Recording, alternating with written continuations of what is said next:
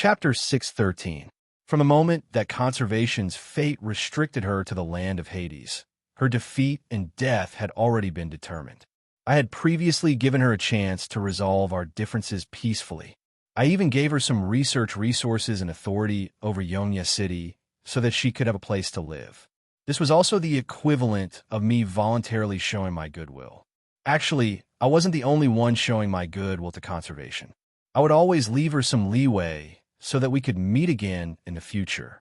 If I could get along well with conservation, I would have one more ace up my sleeve when negotiating with the Undead Republic in the future. Actually, the senators of the Tark Republic that my spies knew didn't have that much of a grudge against me. Even though Aso had died because of me, in their minds, Aso's death had been glorious. The senators viewed death quite lightly for the sake of reviving the Tark Republic.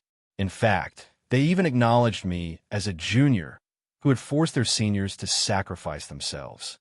Only by doing this can one be called an undead emperor. An undead emperor. Due to Aso's final legacy, I discovered that the ordinary high-level undead in the Forest of Dreams even acknowledged me as an undead emperor. It was just that I was the emperor of the enemy. In fact, some undead even viewed me as Aso's successor, someone who should inherit Aso's legacy. This was the undead's world. Power was highly valued, and there was a strict hierarchy. If Aso's corpse-eating disciple didn't prove that he was stronger than me, then his status as Aso's successor wouldn't be acknowledged in the undead world. I didn't have any enmity towards the undead. I even felt some sympathy and admiration toward the senators who still cherished the past and insisted on rebuilding their countries. However, when so many countries and species were fighting over living space, personal preferences were meaningless. I wasn't foolish enough to become a martyr for peace. Right now, the undead army and the human kingdoms were at war with each other. Both sides had no intention of stopping at all for living space.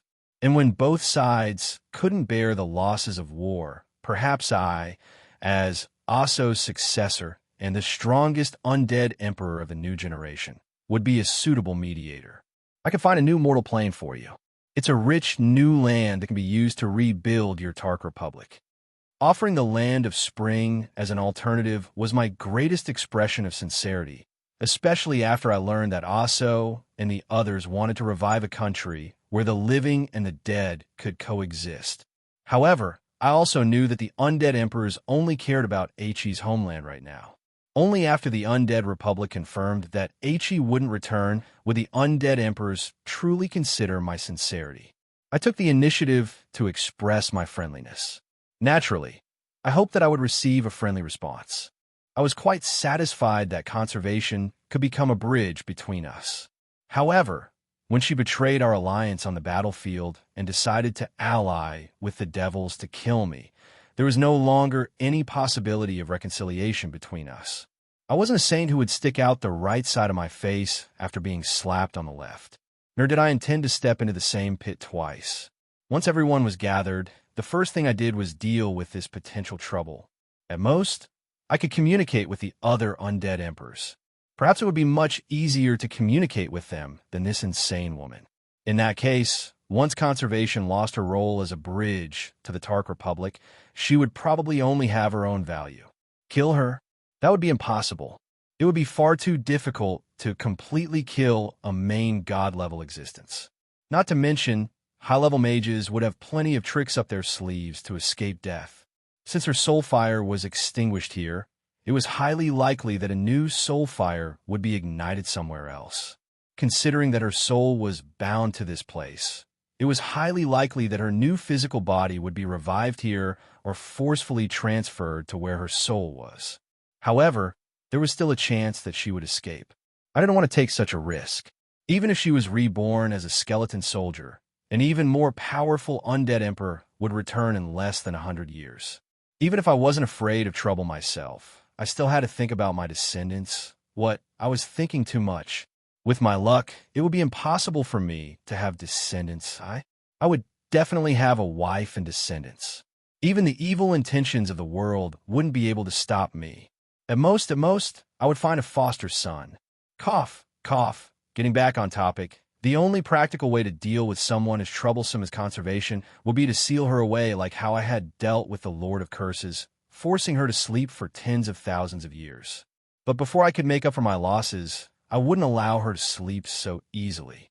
This would be completely different from exchanging research information on equal terms. Now that conservation was in my hands, how could I possibly be satisfied if she didn't give me all of her research results? As for the final reason, fine, this was at least 50%.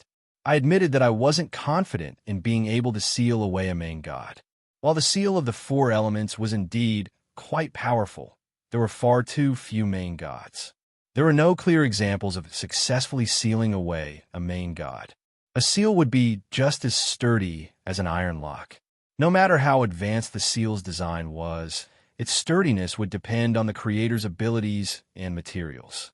If I really wanted to seal away a main god semi-permanently, I would have to prepare an even better four-element god equipment. That would be quite a large investment, and I would have to wait until I reached semi-god rank. From a certain standpoint, main gods were truly troublesome. Not only would it be difficult for them to completely die, it would be a huge problem if they escaped. It would be difficult to deal with them. However, in history, it seemed that only main gods had died in battle. There had never been anyone who had been captured alive. This was especially true for low-level main gods. No matter how I dealt with main gods, it wouldn't be good, but it also wouldn't be wrong. Let's first take a look at how top-level mages are treated. Mages would be useless if they didn't have any mana.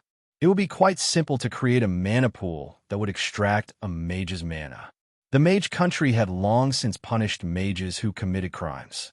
The mana extraction room and mana pipes would make it so that the mage wouldn't be able to accumulate any mana at all. Let's not comment on those mana pipes. Isn't that a dog leash on her neck? She even drew a two-headed dog that doesn't look like anything. Are you afraid that your dog will get lost? The anti-magic hoop on her neck was something that Margaret had specially prepared for her. I happily reinforced her eternal ice, which contained many secrets.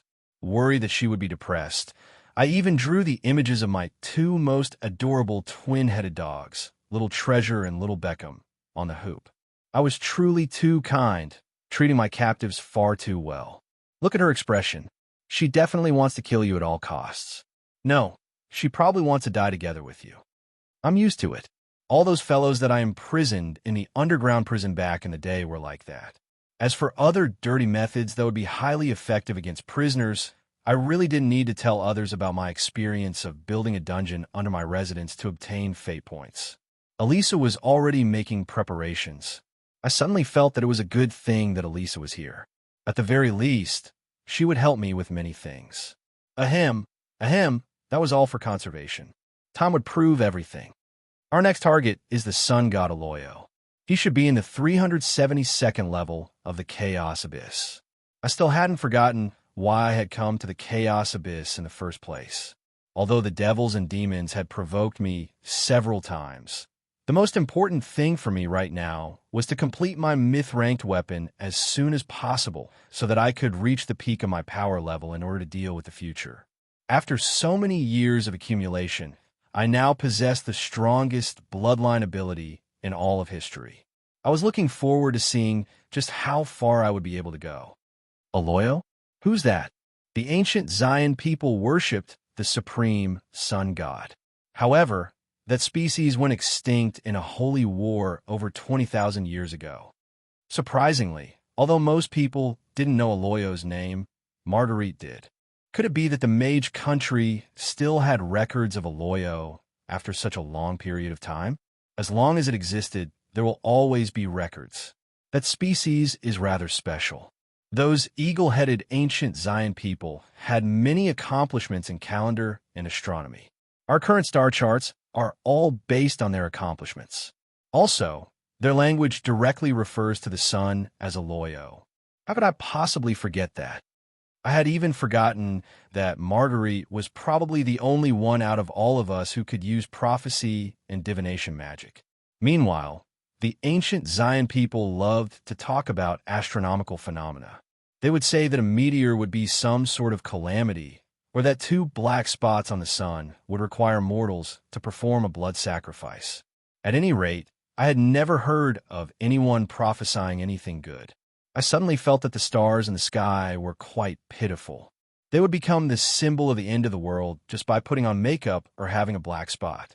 They would become the symbol of destruction even though they were countless light years away.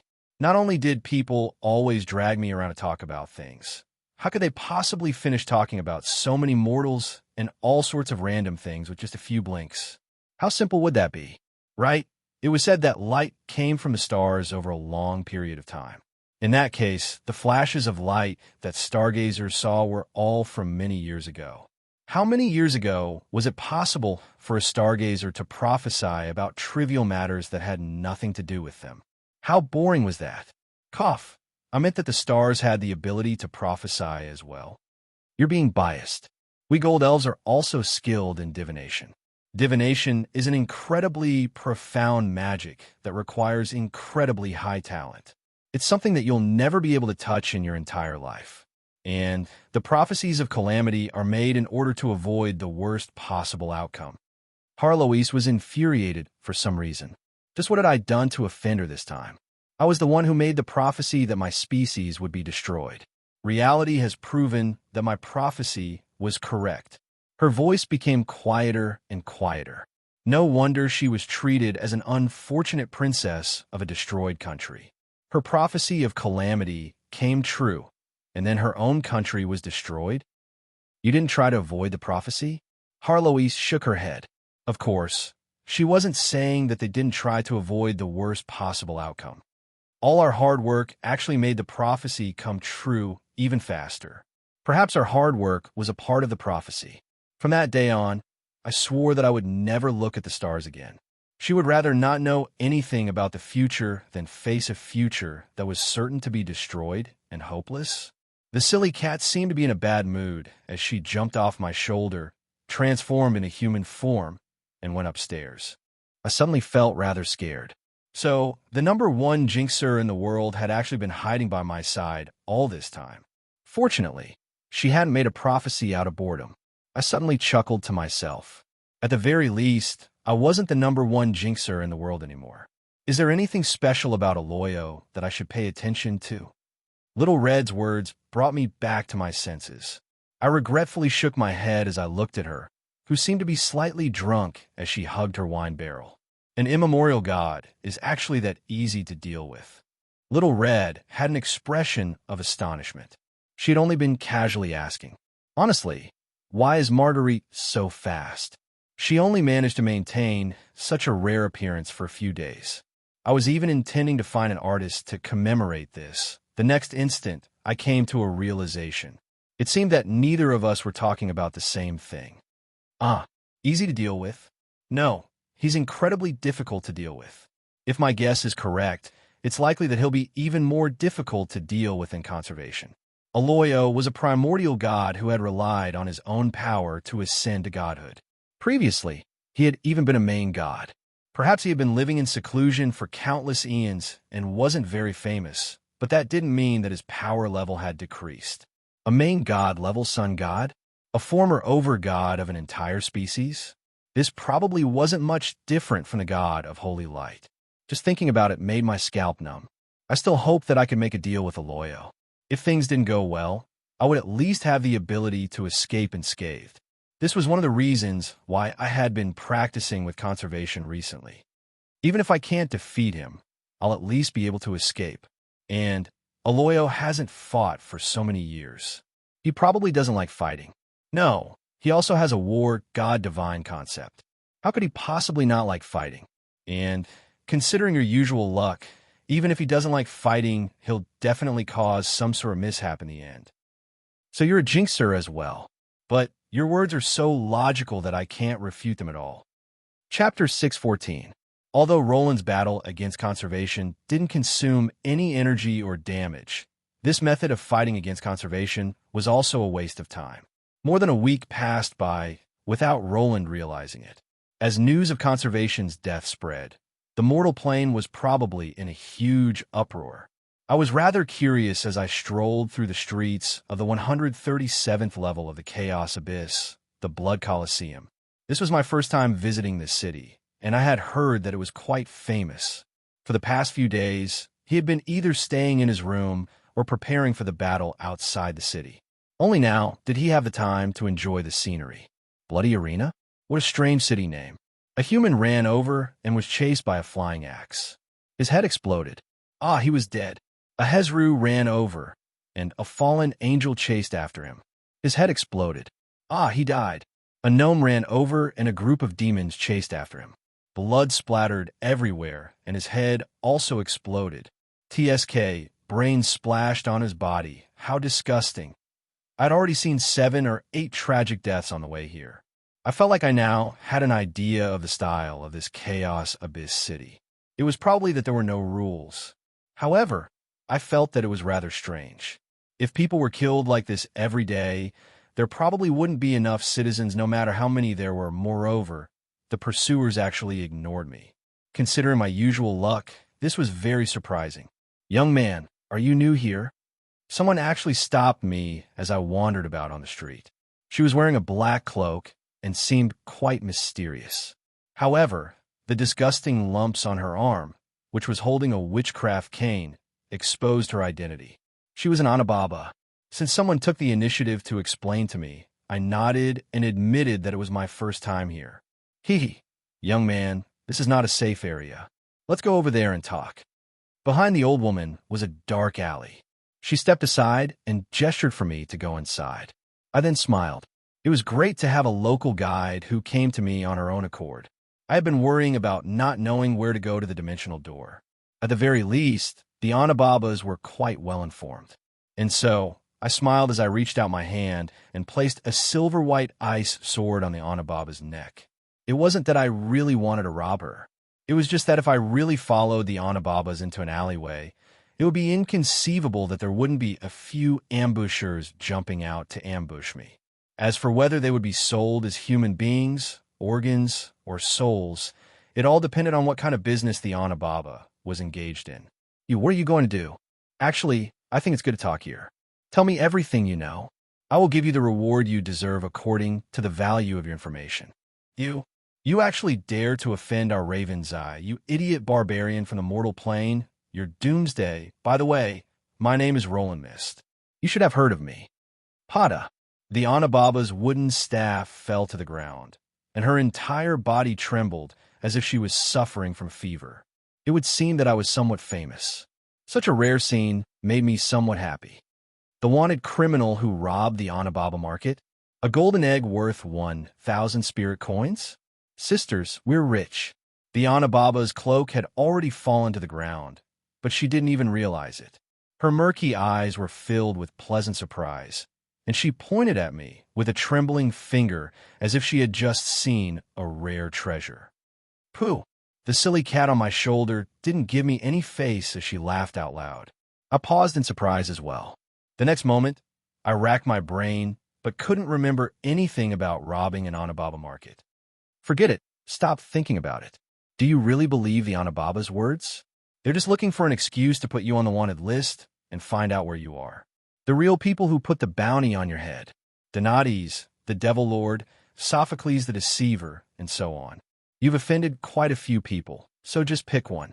There was already a 4-armed snake demon, a high-level vampire, and 2 Anababa surrounding me. It would seem that this team was quite strong. Sigh, it would seem that I really should go to a small alley to talk. Hee, you're so humorous. It's fine to go to a small alley right now as well. Oh, it would seem that they were still worried about alerting others because of my battle. There were rules in this city, and so I really did go inside. 5 minutes later, the small alley's entrance was sealed off by ice. There were already corpses lying on the ground, which was filled with cold air. Meanwhile, the Anababa in my hand was enthusiastically explaining the rules of this city to me. The Blood Coliseum of the Chaos Abyss was probably the most dangerous and bloody city in the entire world. Its ruler was a succubus. That's right, a succubus who had the weakest combat strength out of all demons and was a master at seduction and sex. Perhaps beauty was an irresistible weapon in the mortal world, but in the Chaos Abyss, beauty was nothing compared to muscles. Succubi didn't have a particularly high status in the Chaos Abyss. and this succubus was only able to control this city because she had a pet. Void Devourers were incredibly dangerous creatures. Void Devourers had the appearance of distorted space that was surrounded by a gigantic mouth the size of a mountain. An adult Void Devourer would be able to kill off a demon baron as easily as eating lunch.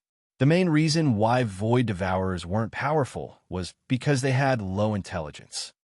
You're saying that the City Lord was able to obtain the Void Devourer's trust because the Void Devourer was a free gift from her? Are you joking with me? Why don't you just say that it was a free gift from her phone bill? What do you mean by a phone bill? I don't have any. I wouldn't dare to lie to you. This has already spread throughout half the Chaos Abyss. It's said that Void Devourers' babies are incredibly cute, just like human-faced worms. That's why the City Lord is nicknamed Dedina the Lucky. Human-faced worms? Just thinking about it was disgusting enough. She actually had such a creature as pet? It would seem that the female Chaos Abyss truly had a problem with her sense of beauty. I could pretty much guess what had happened now that Dedina mentioned it. The Void Devourer's diet was no different from that of a powerful demon. Souls that died in despair were definitely the most delicious of delicacies. But unlike ordinary demons, whose soul shards would return to the Gui Ming River after they died, the Void Devourer's souls would be unable to return to the cycle of reincarnation. This was also why both the Order gods and the Chaos Evil gods viewed Void Devourers as mortal enemies. Since the City Lord of this city had relied on the Void Devourer to rise to power, she naturally needed to feed this pet. In that case, she would probably need dozens or even hundreds of souls every day. Every day at noon, the mysterious bloody bell of fate will activate. It will choose 12 random targets and mark them with a special color. These targets will become the prey of the entire city, and the hunter who kills them will receive a tremendous reward from the City Lord. I now understood why this city was called the Bloody Arena. Every day at noon, the bell would ring, and the entire city would transform into a gladiatorial arena. The unlucky ones would become the gladiators, while everyone else would either be the beasts in the arena or spectators enjoying the bloody slaughter. I didn't know the exact population of the city, but considering its size, there would definitely be several 100,000 people. If there were only a dozen or so targets every day, then most people would probably think I won't be so unlucky. When considering the various dangers of the Chaos Abyss, a death rate of 1 in 10,000 wasn't a big deal at all. Perhaps this city would even become a tourist attraction for this city. And if the marked target doesn't choose to hide or escape from the city, and instead openly lives in the city until noon the next day, they'll receive the City Lord's recognition.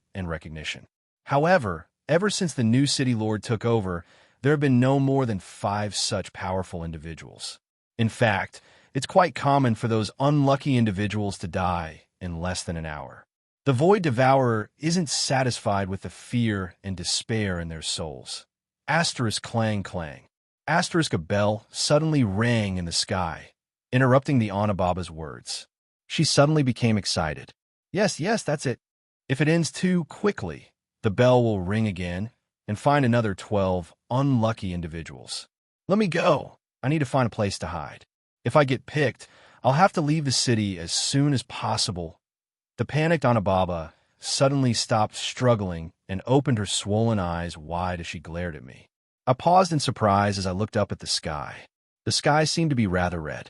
Let me ask you something. Will the chosen prey have a red light shining on their heads? Yes, that's Dedina's blood spear. It's used to guide the hunters. Isn't my head really red? It's completely red. Why are you still so calm? You've become the entire city's enemy. I couldn't say anything to the Anababa's question. If I had to explain, it could only be because I'm used to it. I didn't even know what to say anymore. I didn't even have to sigh about how unlucky I was. When I heard the Anababa's explanation, with my many years of experience, with my experience of being shot in the knee, I knew that it was highly likely that I would be picked. The hurried footsteps indicated that the hunters were approaching and that the Anababa was violently struggling. Let me go. I don't want to be dragged down by an unlucky individual. Don't pass your misfortune on to me. Pfft. Even the Anababa knows that you're an unlucky individual. The silly cat on my shoulder laughed without giving me any face, just like always. Shut up, misfortune-bringing black cat. Damn, what's the meaning of turning into a white cat at a time like this? Are you mocking me? Chapter 615. As the master of the Chaos Abyss's bloody Colosseum, Lucky Didina lived a life that all other succubi envied. Not only did she have power and status, she would never be able to give up the feeling of being at the top. Didina didn't need to suck up to anyone in order to become a ruler. Many succubi viewed Didina as their idol, and she also had a large number of succubi in her harem. In the past, someone seemed to have noticed that something seemed off. In any case, the succubi's targets had never been limited to men. Succubi's sexual orientation? This had always been a mystery. However, succubi were capable of evolving from other demon species, and demons were capable of changing their physical bodies and choosing their gender. Males were naturally suited for combat, which was why most demons were male. Succubi were only there to charm male rulers. More than 99% of succubi were naturally female. As for whether she had a male or female soul when she was an ordinary human, well, it was best not to think too deeply about some things. Yep, everything was Lucifer's fault. This also proved that if every individual in the world could choose their own gender, then, well, apart from the fact that there would definitely be problems with the ratio of males to females, there would probably be no morals or anything like that. Due to all these messy reasons, succubi had always been quite chaotic in their social circles. Everyone was used to it, and it was more important to have fun in the moment. Even in the entire universe, succubi were abnormal species among demons. Succubi were naturally quite passionate about power. They were naturally skilled at getting close to the strong, charming the strong, and enslaving the strong. Succubi were probably the species most skilled at scheming and power struggles. Having a succubus hidden in a mortal emperor's palace would be like a calamity descending upon the mortal world.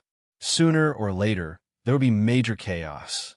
Why did this sound like the main characters of certain television dramas? Cough, cough. That was just a misconception.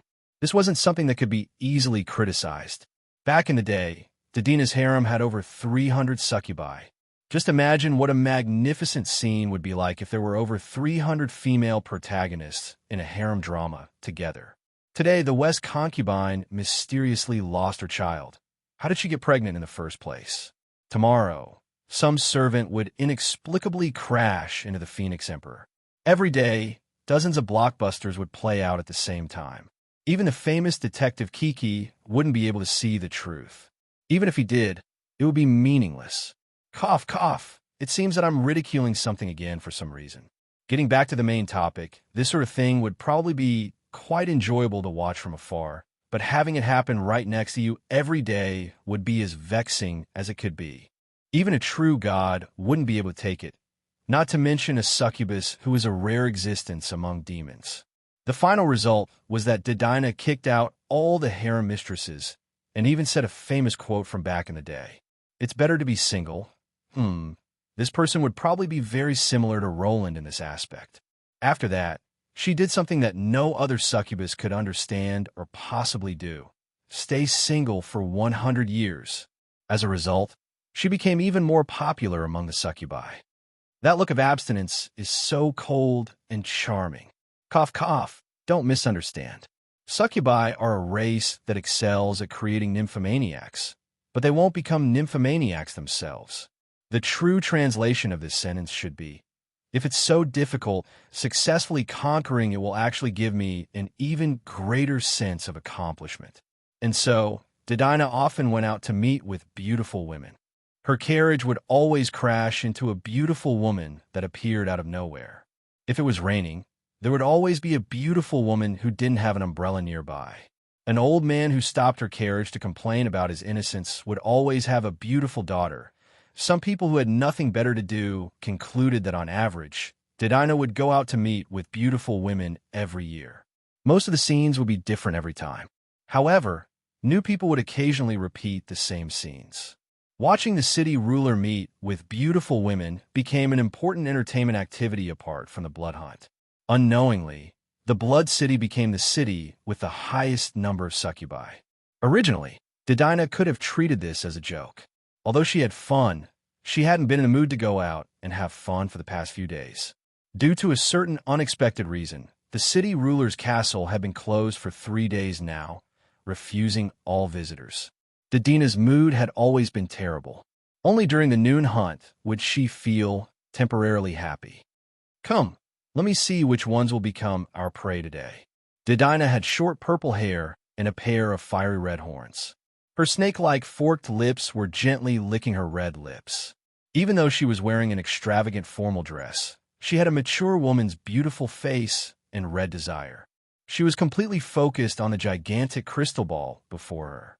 Under the bloody light of the blood bell, the unlucky individuals who had been enveloped by the bloody light were doing their best to escape. Hurry up and catch that brat. Huh, her head is shattered. Right after that, Dedina's beautiful eyes were attracted by a lone hunter. He was currently cleanly killing a powerful purgatory giant. I need that hunter. He reminds me of that two-headed gorilla demon from 50 years ago. That was so powerful. He was truly a monster. Perhaps I can properly reward him tomorrow in my own way. Dedina's face was flushed pink with excitement, making her look even more bewitching. How long will he howl in pain before he dies when I slice off his flesh? I'm really looking forward to it. The hunters who came here to claim their bounty would always mysteriously disappear. Most people believed that the hunters had run off with the bounty from their domain lords.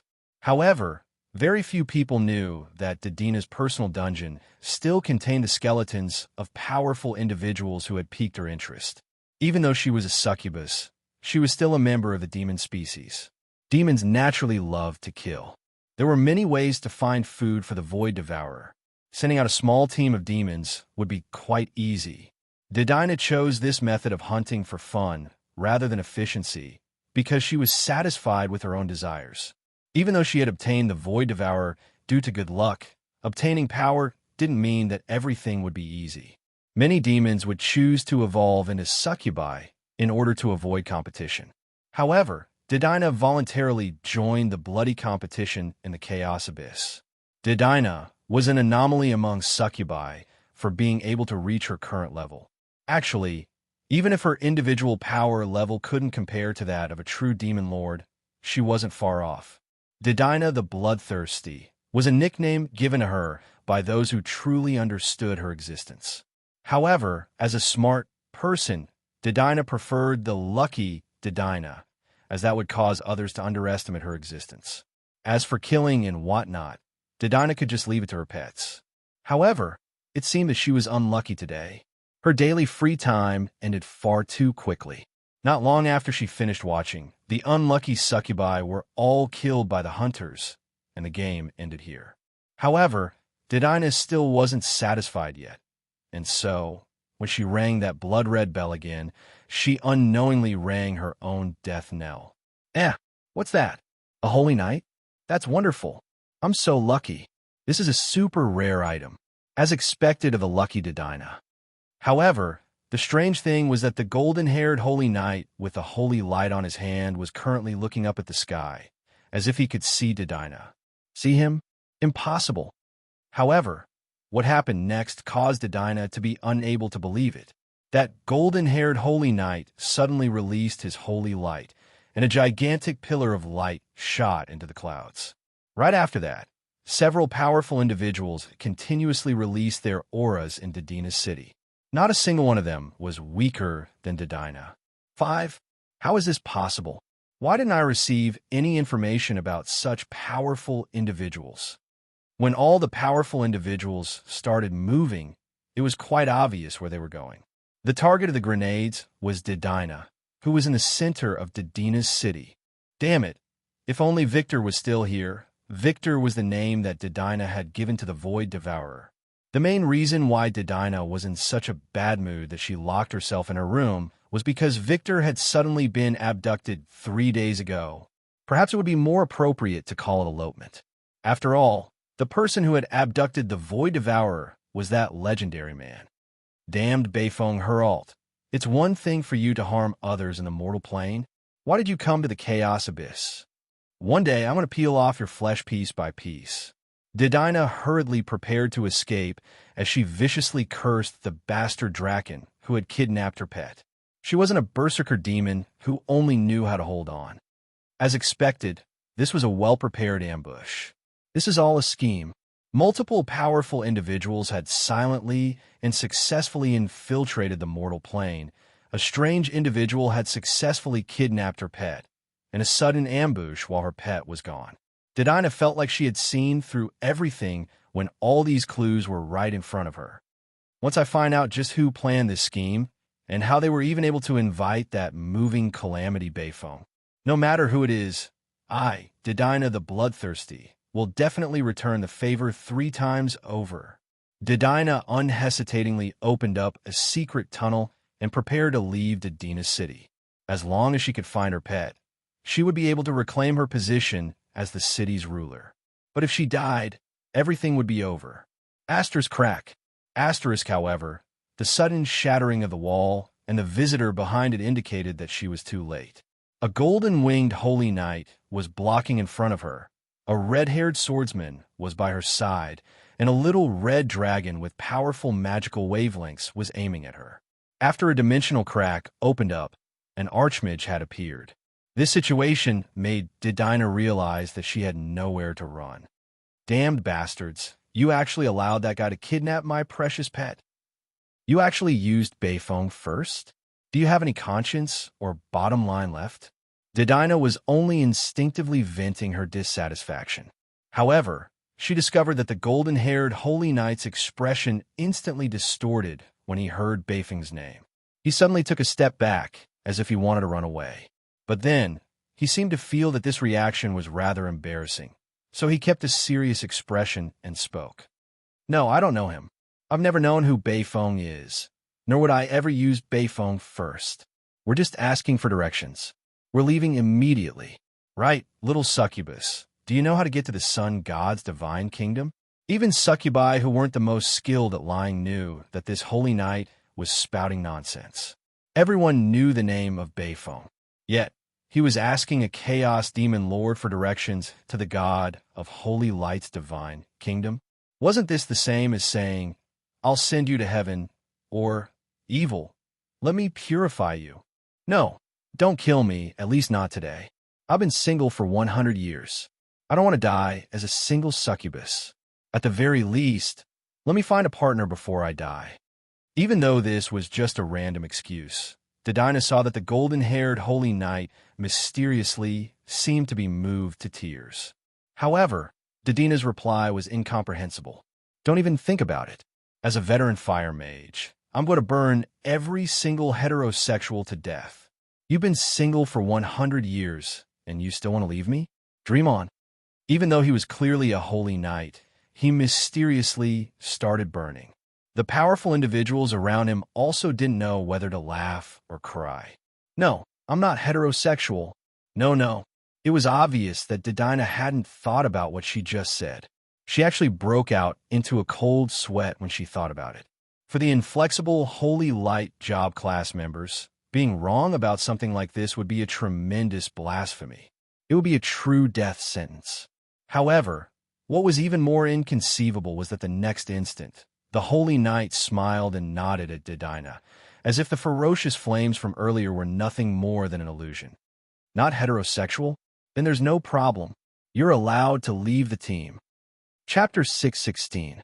Originally, I didn't intend to make trouble for the domain lord of this city. After all, it would indeed be a bad reputation for me to get into trouble wherever I went. But due to certain reasons, I ended up making trouble for her in the end. Fine then, she was the one who made trouble for me, even though she didn't do it on purpose.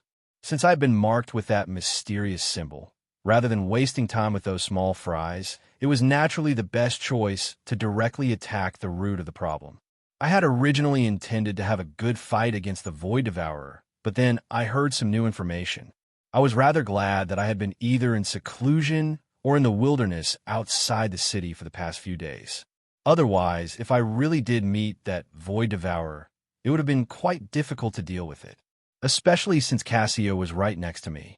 No matter if I had a joyous reunion on Mount Brokeback, or if I had a chance to kill him, that would have been a wonderful scene.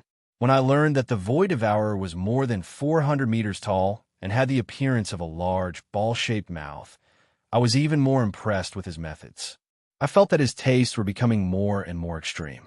Perhaps others could say that she was the lucky Dedina for being able to raise this Void Devourer from a small larva into such a gigantic monster. However, I was becoming more and more interested in this incredibly humble succubus. TSK, your real girlfriend is right next to you, and you're saying that you're interested in other women? You're just as super scumbag as that subordinate of yours. You know that's not what I'm interested in. Also, don't compare me to that guy. I'm afraid that I'll get killed if I go out. The silly cat and Marguerite had already gone through all the treasure troves of this city, Lord's Castle. Adam and I were in charge of watching over this succubus. However, seeing how obedient she was, I was even beginning to suspect that there was no need for us to watch over her. Still, there were some things that I had to ask. That was the part that piqued my interest. Dedina, how old are you this year? Little Red, who was eavesdropping on me, had an expression of astonishment. The silly cat's retort came just as expected. You get 0 points for this pickup line. Shut up. You know that's not what I meant. Normally speaking, the stronger a creature was, the slower it would be for them to grow up. Dwarves and elves would need at least 100 years to reach adulthood. I didn't know how many years it would take for a Void Devourer to reach adulthood, but based on the rumors and the rarity of Void Devourers, it was likely that this succubus was even older than Harlois. It would have been understandable if it had been any other demon. However, succubi were a species that lacked combat strength to begin with. Many demons only evolved into succubi for temporary use. It was quite rare to see a succubus with such a long lifespan. Perhaps in other places, age did not mean strength. However, in the Chaos Abyss, living for so long was proof of one's strength. A combination of an ancient and a succubus. You really piqued my interest. Perhaps you can tell me how you managed to survive in the Abyss before your Void Devourer matured. You really like to joke. As a succubus, is there a third way to survive other than relying on the strong? This ancient succubus was at a perfect distance from me. She smiled in a friendly manner without trying to flatter me. I had a good impression of her at first glance. If it wasn't for her natural personality, it was likely that she had seen through my likes and dislikes. If this was also a type of charm ability, it was likely that she had already reached the legend rank. I chuckled and didn't pursue the matter. There was no need to take such an old woman's words seriously. I didn't believe that she would be able to solve the problem with just a few sentences. In that case, perhaps we could discuss some business. You can probably tell that we're not locals of the Chaos Abyss. I already had such a thought for a long time. If I were to travel to another place, it would save me a lot of trouble if I had a local. At the very least, I wouldn't be randomly tricked or walk into a dead end, especially when this world was so dangerous that there were death traps everywhere. Every time I found a teleportation portal, I would have to fight a boss. This was no different from a bandit trying to rob someone. We needed a local of the Chaos Abyss to be our guide. The smarter and more experienced one was, the better. Old people would always know many secrets. Perhaps this information would have been known by everyone several thousand years ago, such as a certain domain lord's personality or special abilities. But in the current era, this would be top secret information that no amount of money could buy. Who knew when this information would be of great use? As for how to make her obediently listen to me, there were many other methods. She was a succubus who was used to relying on the strong. She would be much easier to get along with than other demon species. Then, have you heard of Arroyo? Please be careful with your answer. Perhaps a lie will be useful to me. But if I underestimate your value because of this, do you know who will be the unlucky one? I was just spouting nonsense. However, in the world of demons, individuals with no value would have no reason to live. In her ears, this was probably a direct threat of death. Dedina still didn't understand my personality, so she probably wouldn't be so foolish as to spout nonsense at a time like this. Dedina paused in surprise for a moment, and then thought about it. She closed her eyes, as if searching for this name in her memory. Wait a moment. The moment that my right hand touched the hilt of my sword, she instantly remembered. It's best not to directly address such existences by their names. If you must address them by their names, please refer to Her Highness as Eagle of Light. I chuckled. It would seem that Didina was truly an ancient artifact. Perhaps she was even as old as Harlois. If you keep saying the word old or comparing me to her, Harlois was quite sensitive about this. However, she couldn't think of anything that could threaten me. I was already undefeatable in the world. I'll send a clone to bring Bayphone back. I was wrong. Please don't. TSK, this was such a headache. Weren't you afraid that your clone wouldn't be able to return? I'm not afraid. I'll just find a place to transform into my human form. Now, my clone can transform into a human form as well. It would seem that Harlois' transformation and cloning abilities have been strengthened even further after reaching the myth rank.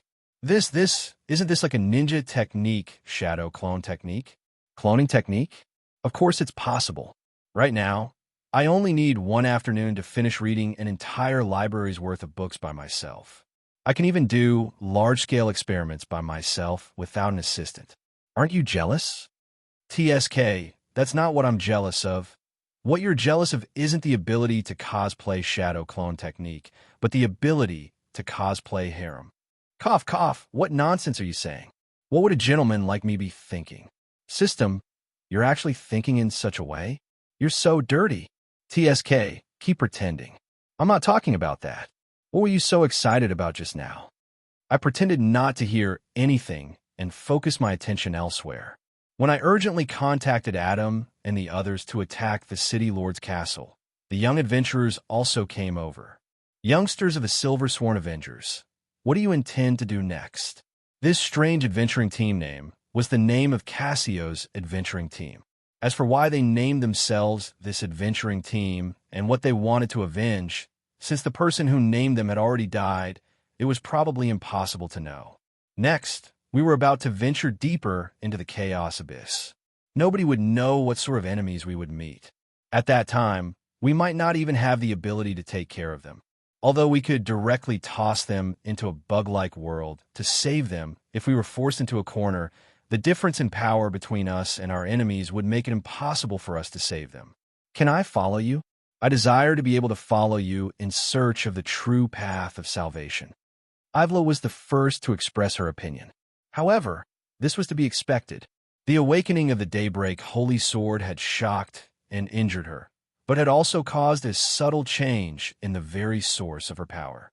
As a former holy knight and fallen angel who had lost her faith, chasing after the light had probably become an instinct for her.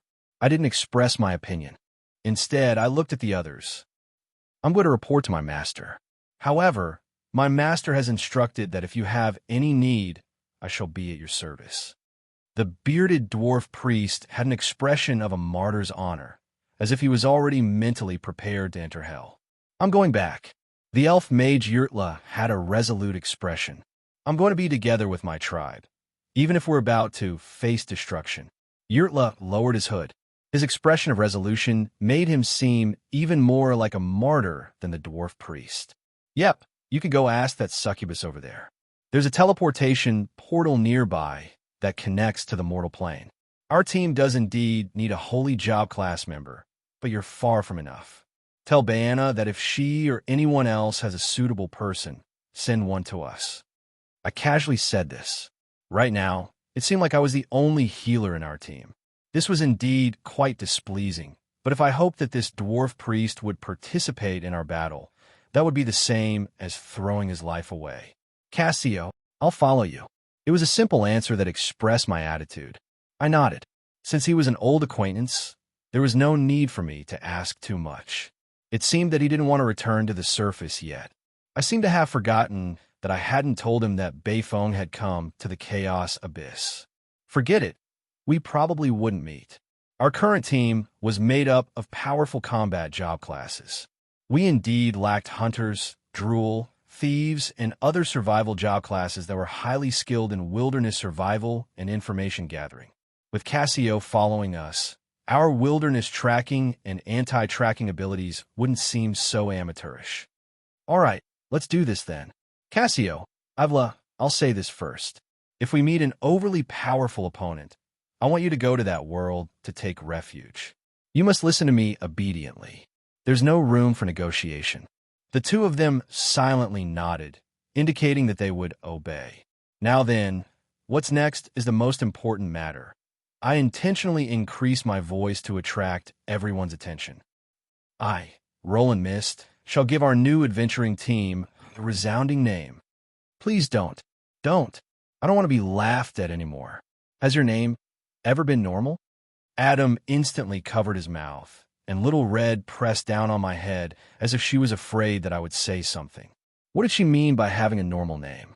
The mercenary group I named myself was currently one of the top mercenary groups in the entire world.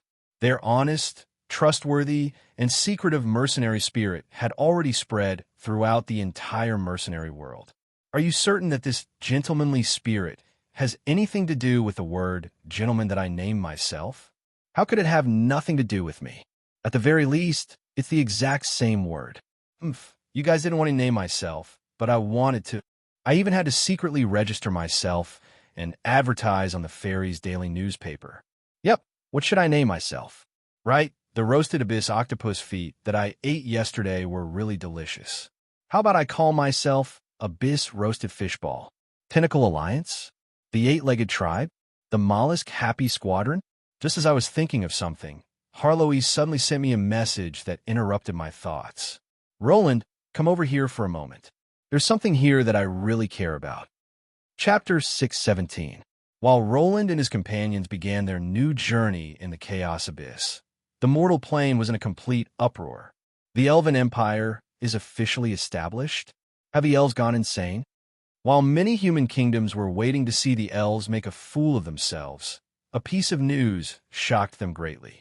The elves announced that they were establishing a new kingdom of the elves. Not only that, it was going to be the Elven Empire from the elves' memories. The Elven Empire of Saint Hien, the Moon Elf Queen Afina, has been promoted to Elven Empress Afina the First. The coronation ceremony will be held in 1 week. The entire Elven God faction will be worshipped by the former Silver Elf war god Sonia. The capital will be the Moonwheel capital. 27 Elven royal families will swear allegiance to the Moon Elves, including the Moon Elves, Silver Elves, Wood Elves, and Night Elves. That's right, all 4 major high elves have been established. Previously, Afina had also announced that she was establishing an Elven Empire. However, there were far too many Elven royalty and tribes that refused to submit to the Moon Elves' rule. This directly caused internal strife among the elves. It could be said that her title of Empress was meaningless. This time, the official announcement even included the emblems of the 4 major high elves, as well as several hundred different elven families. If the high elves submitted to the new Elven Empire, ordinary elves would naturally be unable to oppose it. It was as if the Elven Empire that had been destroyed for tens of thousands of years had suddenly crawled out of its grave. But soon, the problem with the announcement was revealed to everyone. Not mentioning anything else, the original Night Elves had already transformed into Dark Elves.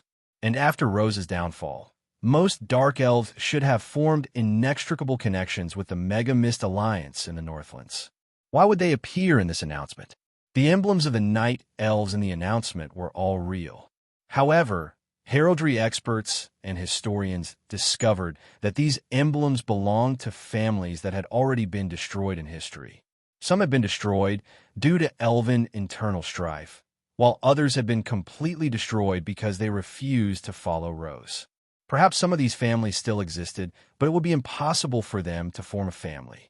According to the news, there were indeed dark-skinned elves going in and out of the Moonwheel capital. It seemed that the Moon Elves had long since prepared for this. No matter if these Night Elf nobles were Dark Elves from the underground, or the descendants of the Night Elves who refused to follow Rose back in the day, from a legal standpoint, this barely made sense. A single person could count as a family. The Moon Elves and Silver Elves were all real. As for the Wood Elves, when considering the fact that the Wood Elves were scattered all over the mountains and forests, it was completely understandable that the Wood Elves would be willing to support the Moon Elves. In that case, from a legal standpoint, the Elven Empire seemed to meet the requirements. Everyone had the same opinion of them. This is to satisfy your craving before you die. Some people said that the elves were gathering all of their power to form a defensive line at the Moonwheel capital in order to fight to the death. However, anyone who studied the records of previous demon waves would know that this was all nonsense. Even the entire elven species combined might not be able to match up to a single human mega-empire. How could the elves possibly stop a demon wave that was capable of destroying a mega-empire? Even if the Elven Empire was revived, and all elves were responsible for protecting their own empire, not to mention how much the current generation of elves still identified with the Elven Empire, it was quite obvious that it wouldn't be a good idea to drag elves into a fire pit. The Moon Elves seemed to have completed their dream and truly became the Elven royalty, unifying all the elves. However, some elves couldn't bear to watch this any longer. How laughable! Instead of thinking about how to survive in the face of such a calamity, you're doing such unrealistic things. Just this alone makes it impossible for us to admit that the Moon Elves are superior to us. The ones with the most intense reactions weren't the underground Dark Elves, nor were they the Gray Elves that had merged with the Mist Alliance. Instead, it was the Silver Elves that nobody expected. The Silver Elves who had the most intense reactions refused to acknowledge the existence of the Elven Empress and the Elven Empire. In fact, they even announced that they were still at war with the Moon Elf Kingdom. The wild elf villages and communities that had the most intense reactions were the wild elves' villages and communities. Their bloodlines were impure and impure. The superior elves didn't care about them to begin with, nor did they care about the superior elves and purebred elves' inheritance from the Elven Empire. The wild elves had long since taken root in various lands, and they were quite disgusted with the Elven Empire and Elven Empress who had mysteriously become their nominal masters. Surprisingly, for the first few days, the Northland's Mist Alliance, which was supposed to speak up, remained silent. Actually, the Northland's Mist Alliance was the one with the most authority to speak up. The Northlands already had Greyblood Elves, formerly Moon Elves, Pure Moon Elves. 3 Northlands elf kingdoms had already joined the Mist Alliance. Wood Elves, Kelly's tribe, had already moved to the Northlands for several years, and the great majority of Dark Elves. Imperceptibly, the Northlands Mist Alliance now had more than half superior elves. The most inconceivable part was that, unlike the Moonwheel Elven Empire, which had endless internal strife, these superior elves were actually able to coexist peacefully. There were even examples of intermarriage and half-blood elves. Unlike the elven tradition of treating half-blood elves as bastards and demoting them to wild elves, the Northlands elves didn't view half-blood elves and half-elves with enmity. In fact, the Northlands government intentionally encouraged the birth of even more half-blood elves. This unconventional behavior of the Northlands elves helped the ordinary inferior elves and wild elves gain a good impression of the Northlands elves. Above the high-level elves were the Mist Kingdom's legendary wood elf teacher Kelly, the first Desecration Priestess Victoria, the Moon General Diana, the Dove of Peace Queen Swanna, the Grey Elves Despair Guards, Sulphur Mountain City's Town Security, Anti-Holy Knight, and Desecration Priests. These Northlands elves were now famous throughout the entire world. Sometimes a great reputation would be even more important than actual combat strength, especially when it came to the so-called orthodoxy. Perhaps with the Mist Alliance's overall support, the newest magical engineering technology, the support of half-blood elves and half-elves, Law Knight, Anti-Holy Knight, Desecration Priests for elemental swordcasters, and other powerful combat job classes that kept up with the times, the Northlands elves' power was no weaker than the full Moon Elven Empire.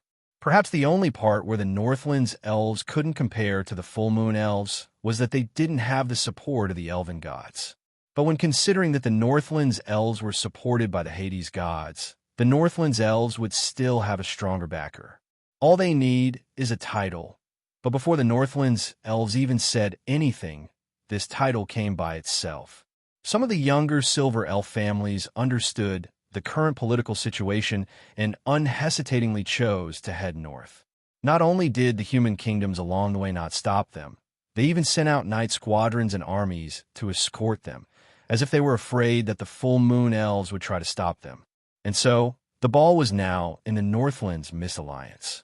More accurately speaking, it was in the hands of the Northland's elves higher-ups, as well as, and Renee, Shueti, and so on.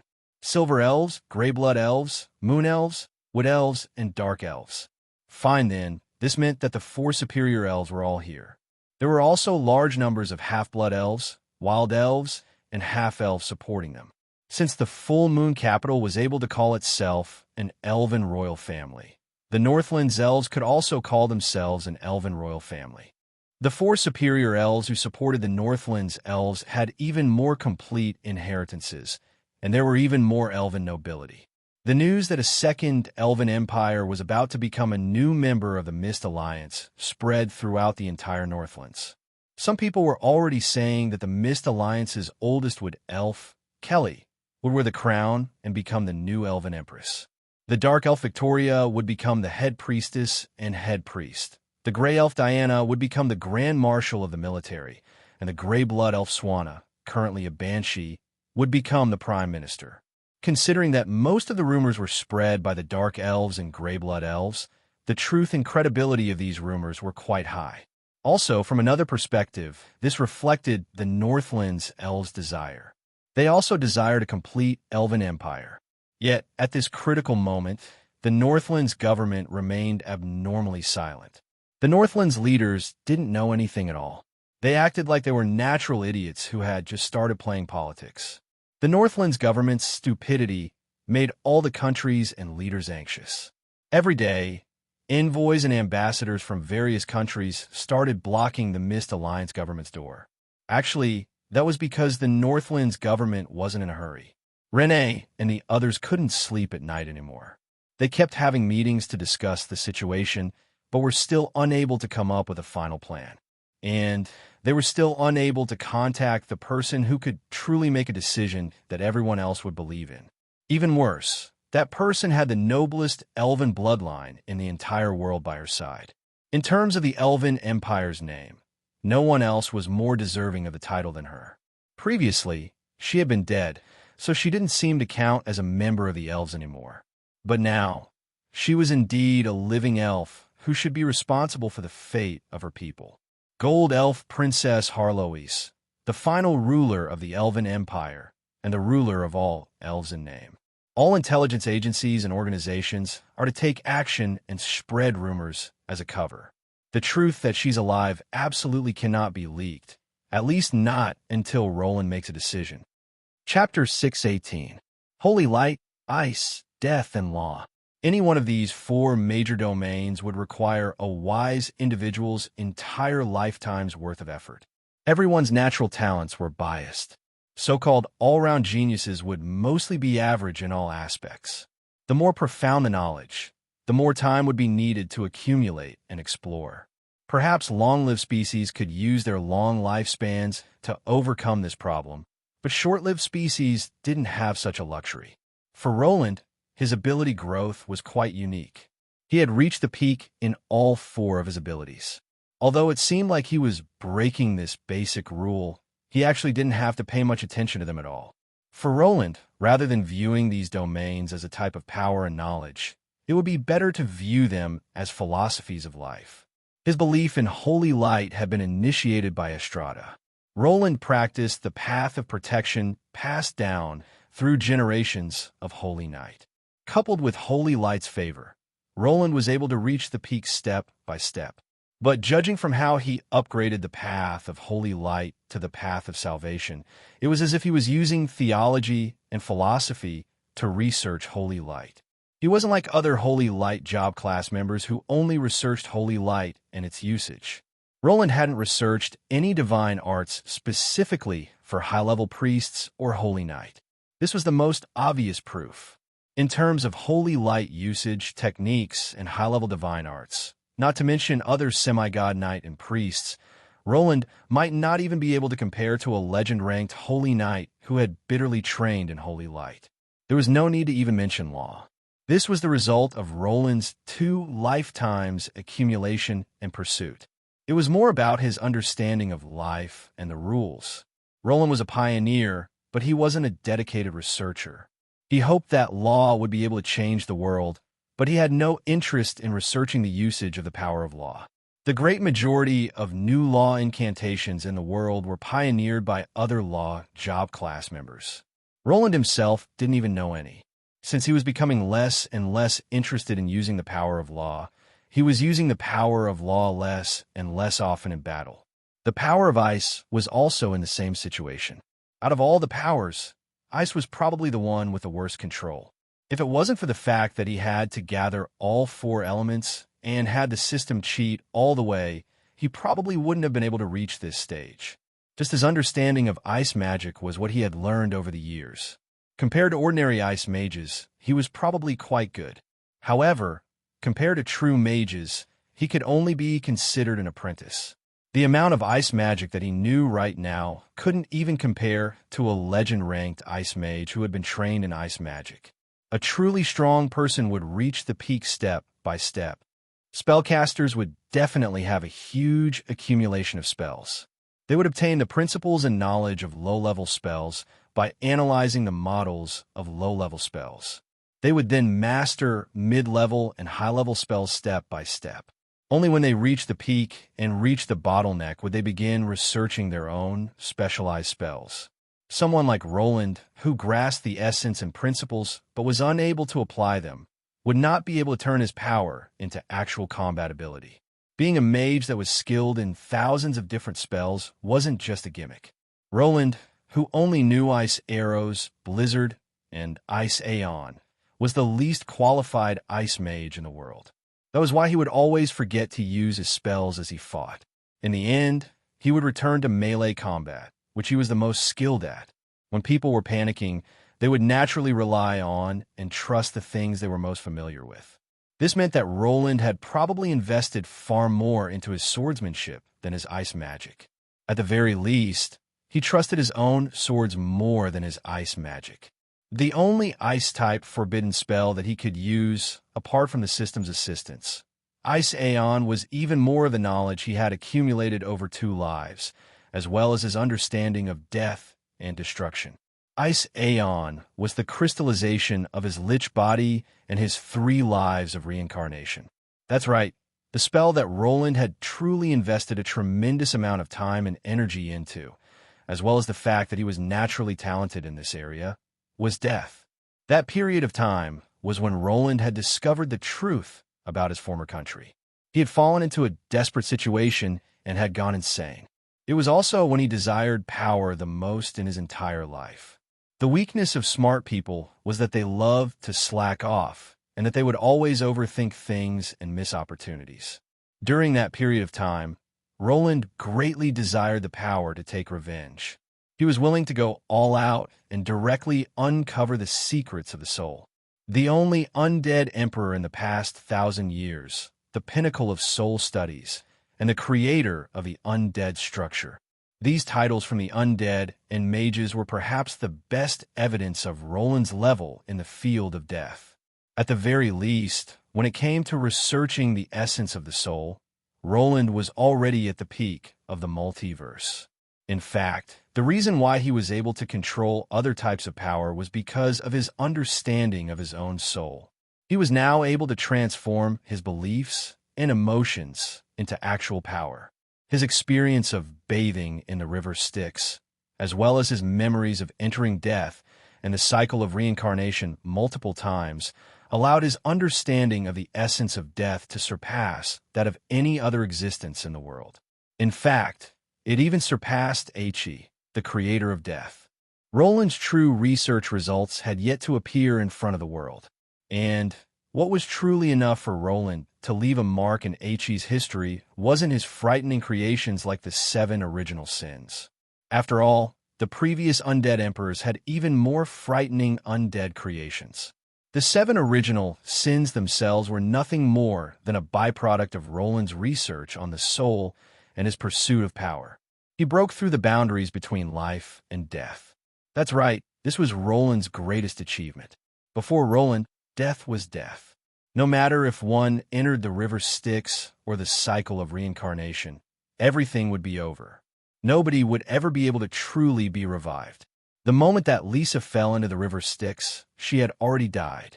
Even if Roland pulled her out of the river Styx and gave her a new life, she would be a completely different person. You could even say that she had been Lisa in her previous life. You could become an undead, a god's envoy, or an angel. However, all of these were different methods of extending your life. The living would still be the living, and the dead would still be the dead. Nobody would be able to break through this boundary. No matter if it was the undead emperors, the nature gods, or even the creator goddesses and main gods, none of them were able to break through the boundaries between life and death. Only Roland was able to do research that nobody else dared to even think about, and he even succeeded. Perhaps this was because, at his core, he was still the same crazy lich that had no limits. However, such an achievement wasn't something that would allow him to reach the heavens in a single bound. Nor was it possible for him to reach the heavens in a single bound. Roland's research path had an obvious path. Even when researching undead creations, the 7 original sins used their own bodies as research materials. They dissected the soul's intrinsic nature, desires, emotions, and other soul characteristics. As the 7 original sins were all gathered, Roland's understanding of the soul's intrinsic nature surpassed all other existences. After all, nobody else would be insane enough to dissect a part of their own soul and toss it into other undead creations to cultivate, and then observe the changes in the soul's intrinsic nature. If it wasn't for the fact that Roland was known as the Undying, this would be no different from suicide. His experience in the river Styx allowed him to personally come into contact with the living and the undead for the first time in his entire life. No one else would be able to enter the river Styx or the cycle of reincarnation. Roland used his previous understanding of the soul's intrinsic nature to unravel the foundational difference between the living and the undead. I now had a crack in the mysteries of life and death. However, there were some things that would be impossible to accomplish even if I knew the principles behind them. I didn't intend to break through the limits of life and death. According to my calculations, that would require a tremendous amount of energy and tremendous losses. Actually, this research result was nothing more than a byproduct of his research on creation and creation. It was an exploration of the intrinsic nature of life. He had no intentions of reviving anyone. In the Northlands, during the incident that caused angels to fall, Roland successfully created life. However, he didn't create a soul. He only proved that the extremity of the power of light was darkness, and that the chaos of death and the order of holy light could actually be combined to create life. This was enough for him to become the god of holy light's mortal enemy. The final result of his research on creation and creation was in the mortal plane of Hades. Let's not talk about that for now. But since it was possible to create physical bodies, then wouldn't it be possible to create a complete individual life with the addition of a soul? Unlike those alchemy puppets and living creations, this would be a true living being. The creator goddess's authority. No, the creator goddess's ability to create things was limited. After they created things, they could only allow their species to spread and evolve. This was creating an individual from scratch. Perhaps this was a glory that far surpassed the creator goddesses. Even Roland was tempted by such a great opportunity. And so, when Ale cut off the connection between the earth elemental plane and the mortal plane, when all high-level existences couldn't even look at him, Roland grit his teeth and performed a final experiment. Roland used Harlois as his experimental subject. He burned the soul of the divine Sin Shadow and poured the essence of his soul into Harlois in an attempt to make up for Shadow's flaws as an undead and transform her from an undead into an undead. The result? Everyone should know the result now. Harlois came back to life. Although she still had some undead characteristics, she indeed came back to life. Her soul and physical body fused together. From now on, she no longer needed hatred to control her soul. She could reproduce and become infinitely stronger, but this was meaningless. Roland had never hoped that the silly cat would become capable of fighting. Did Roland succeed? That might not be the case. Although he succeeded this time, which meant that Roland's research and revival rituals were correct, he had used an incredibly rare and powerful divine sin soul to revive Harloise. A life in exchange for a life would require a tremendous amount of energy. This sort of revival technique had no practical meaning at all. Of course, many theoretical research results wouldn't have any practical meaning at first. They could only be placed in a laboratory for show. But as other technologies were developed and industry improved, these results would become more and more practical. In the past 2 years, due to some other objective factors, technology from the Haletum generation, Roland had developed 2 applications for this technology. As long as he used them, they would be more than enough for him to win the Medal of Truth and obtain the title of the most outstanding undead mage in the past 10,000 years. But when considering the social impact that announcing these technologies would have, or perhaps it would be more appropriate to describe it as a world revolution, Roland obediently locked this technology away in his treasury. As a magical pet, Harloi's soul connection allowed her to observe things in great detail. This was the main reason why Roland had chosen Harlois as his experimental subject. At the very least, back in the day, Roland would never have imagined what it would mean for the silly cat to be the only gold elf alive in the world. The dead have no human rights, but the living are different. The gold elves, the royalty of the elves, had already been extinct for countless years. Even if Harlois still existed in the world as an undead, she had already lost her status as an elf. How can the elf possibly recognize her? But if she was alive, wouldn't that mean that she would regain her status as the Elven Empress? At the very least, the elves' laws didn't mention this. But as long as the rightful successor of the Elven throne was still alive, the elves who wanted to rebel against the Gold Elf Empress would feel uncomfortable, and the elves would have other choices. Since the elves were in trouble, and the current elven gods were unable to guide the elves to a better life, the elves would naturally think of their past leader.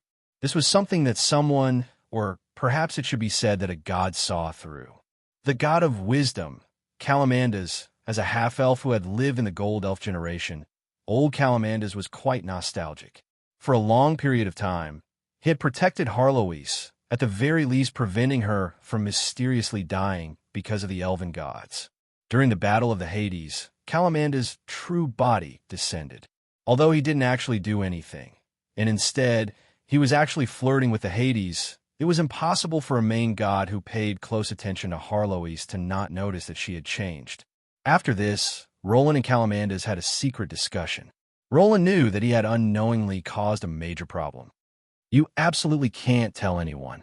Otherwise, the elven gods will do everything in their power to kill her. She's currently connected to your soul. If you don't die, she won't die. In that case, the elven gods will definitely do everything in their power to kill you. And if you don't want to be hunted down by countless gods, don't tell anyone that you have the ability to revive. Roland didn't care about Calamanda's warning at all.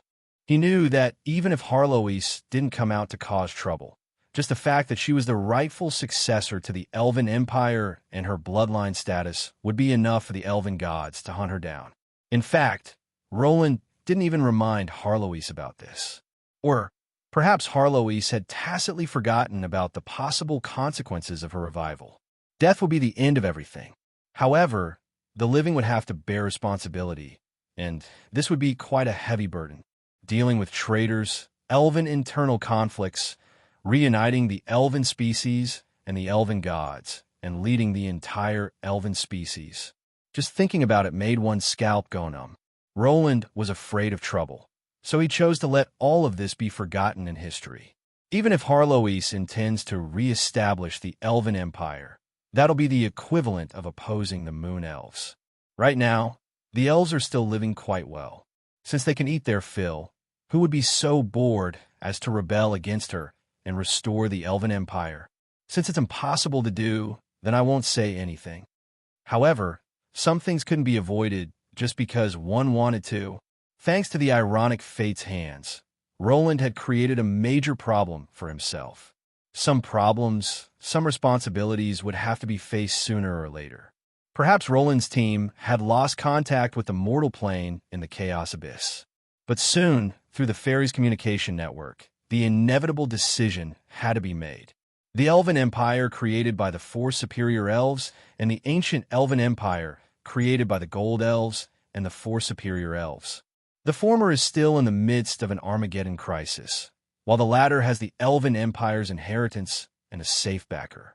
Is there even a need to say which one will be more likely to become the rightful royalty in the eyes of the elves? Chapter 619. The most favored and favored child of the Mother Goddess, the elves. If the creator goddess herself favored the elves, then the elves would doubtlessly be the most favored child.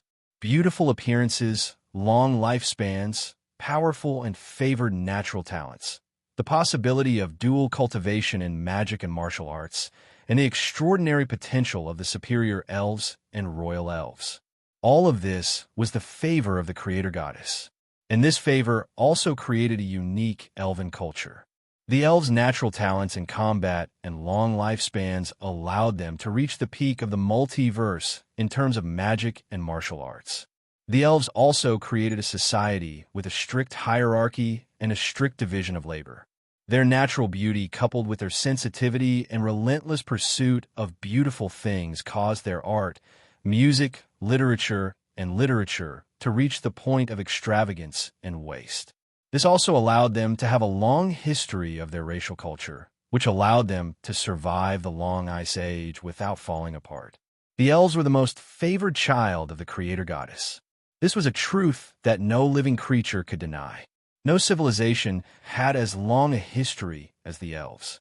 The oldest gold elves are the gold citizens born alongside the first immemorial dragons and demons.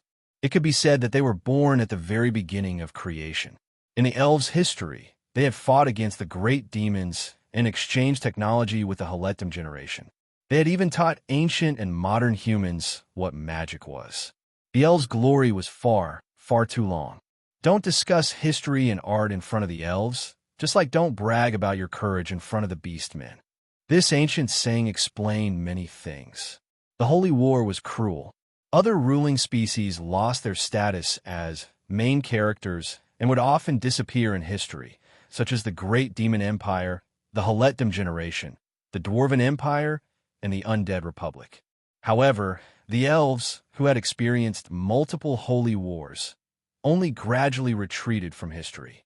This wasn't only because of the creator goddess favor and the potential of their species. It was also because the elves were quite skilled at interacting with other species. In many crucial moments in history, they stood on the side of the victors. The Undead Republic, the Haletum generation, and the modern human mage country had all received the elves' favor in some way. Under the guidance of the Gold Elves, the Elven Empire had always been inexplicably friendly to all new species apart from the great demons. But perhaps it was precisely because of this rather weak way of doing things that the Gold Elves were gradually opposed by the superior elves who desired greater glory and eternal life.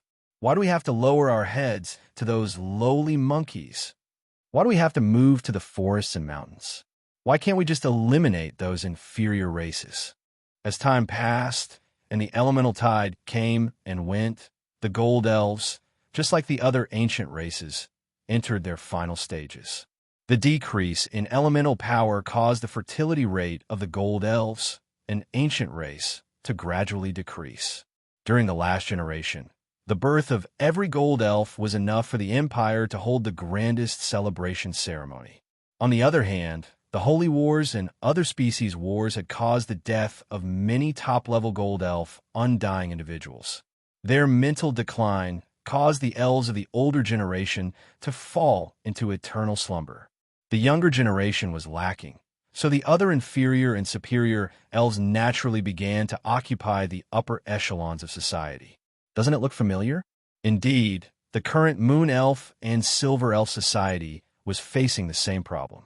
Now that the lower species' numbers and quality had increased, it was only natural that they disliked the higher species that were becoming weaker and weaker. This had nothing to do with the higher species making foolish decisions. It was simply because society was changing and the power balance of all social classes had been rebalanced. The new mainstream social class had chosen a new representative. Just like how a change in productivity would result in a change in society, in a magical world, a change in the upper echelon's combat strength and strategic leaders would naturally result in a change in society. Or perhaps it could be said that the entire society was calling for change. At this time, no matter what the Gold Elves did, it would always be wrong. And so, the superior elves who held the banner of freedom collectively rebelled. This great rebellion wasn't just a matter of the mortal plane. The elven gods' great reshuffling of power was the key. The final result was the complete destruction of the Gold Elves. The gods and mortals all died. Only Harloise was able to reawaken several hundred years later, but everything had changed. However, the Gold Elves who had ruled over the elves for countless years were obviously intelligent. Even if they absolutely had to delegate power, the Gold Elves handed over the most important military, religious, and diplomatic matters to different superior elves. Although this political structure caused the superior elves to form their own factions, it also caused them to restrict each other. And this also caused the future destruction of the Gold Elves. After the Gold Elves, the most powerful existence among the Gold Elves, collapsed. The four superior elves, who were about the same level of power, faced the biggest headache of all. The difference in power between the four superior elves wasn't that great, and none of them were willing to become subordinates. However, it would be far too foolish to immediately draw their swords against the Gold Elves. That was why the Gold Elves' parliament system and the Senate system became their only choices. The result? The elven tribes and the kingdom of the elves were the best evidence of this. Some things only needed to be seen in the end. The elves went from prosperity to decline. The turning point was the collapse of the Elven Empire. Without the Gold Elves as a stabilizing force, everything began to go out of control. The Dark Elves and Rose were exiled from the Elven Empire as losers. The Wood Elves and the Drill Alliance left the Elven Empire and joined the Neutral Nature faction. The other superior elves fought against the Wood Elves, and the Moon Elves broke off relations with the Silver Elves. If the Gold Elves were still around, none of this would have happened. When the Gold Elves defeated the Gold Elves, the superior elves and the elven gods became extremely arrogant after tasting the joy of victory and power. They all believed that they could replace the weak and corrupt Gold Elves and lead the elves to a better future. And then, the superior elves, who had different natures to begin with, began to interfere in each other's domains. The constant friction finally escalated into a civil war, which was followed by a holy war that forced the Elven Empire to revert to a tribal system. Very few species could compare to the superior elves in terms of speed of squandering. Of course, the superior elves themselves would never admit that everything was the fault of others, the fault of the world, the Gold Elf scheme. Although the Gold Elves were partially responsible for all of this, it was still quite pitiful for the superior elves to be dug up and implicated even after death. Everyone was quite happy when the superior elves split off from the Elven Empire. However, as the superior elves became more and more difficult, it was only natural that some would reminisce about the old Elven Empire. As the entire species was surpassed by humans and other short-lived monkeys, the superior elves became more and more marginalized. The superior elves' lives became more and more difficult, and they began to reminisce about the Elven Empire. As more and more difficult times accumulated, more and more superior elves reminisced about their past glory. Some ancient existences felt that this was quite the irony of fate. And now, the superior elves had once again reached a turning point in their fate. The Moon Elves had officially established a new Elven Empire. This could be said to have fulfilled their long-cherished wish. And now, this long-cherished wish was indeed quite meaningful. First of all, the Moonwheel capital was nominally ruling over all the Elven Empire. In that case, if the Moonwheel capital was threatened, wouldn't all the powerful elves be responsible for saving the Moonwheel capital? And if someone escaped from the Moonwheel capital at such a time, wouldn't that person be called a deserter, a shameless traitor to the Moonwheel capital? The answer would definitely be yes. There would always be old-fashioned and dogmatic elves among the elves. The Moon Elves still hadn't given up hope. They desired even the slightest shred of hope. Every day, countless reinforcements would arrive at the Moonwheel capital from all over the world. There would be elf drool and rangers who walked out of the forest. There would also be half-elf and human mercenaries who admired the Elven Empire's culture. There would also be young warriors who desired glory and achievements. Perhaps there's a mistake in the information. Perhaps the demon wave isn't as hopeless as recorded in history. Perhaps we still have reinforcements. We have the god's blessing. We'll be able to survive this demon wave. We'll be able to survive this calamity. Perhaps this type of luck seemed quite foolish. But if one thought about it from the Moon Elves' perspective, what would happen if there was an incredibly accurate prophecy that an island country on Earth would sink into the ocean in 10 days? Since there were too many Moon Elves and too little time, there wouldn't be enough time to escape. And even if the Moon Elves escaped to other countries and were kindly accepted as refugees, the Moon Elves' country would be completely destroyed. Even their homeland would be gone. Would the Moon Elves still exist? And even if the Moon Elves still existed, would they still be free? And if the Moon Elves were surrounded by enemies on all sides, and the Moon Elves were the most valuable slaves in the eyes of the humans, the actual situation would be even scarier than what the humans had predicted. If the Moon Elves truly escaped, with countless Moon Elves chaotically fleeing to other countries, wouldn't more than 10 human slave-hunting squads suddenly appear on the humans' borders? Would they rely on the human nobles' morals and shamelessness?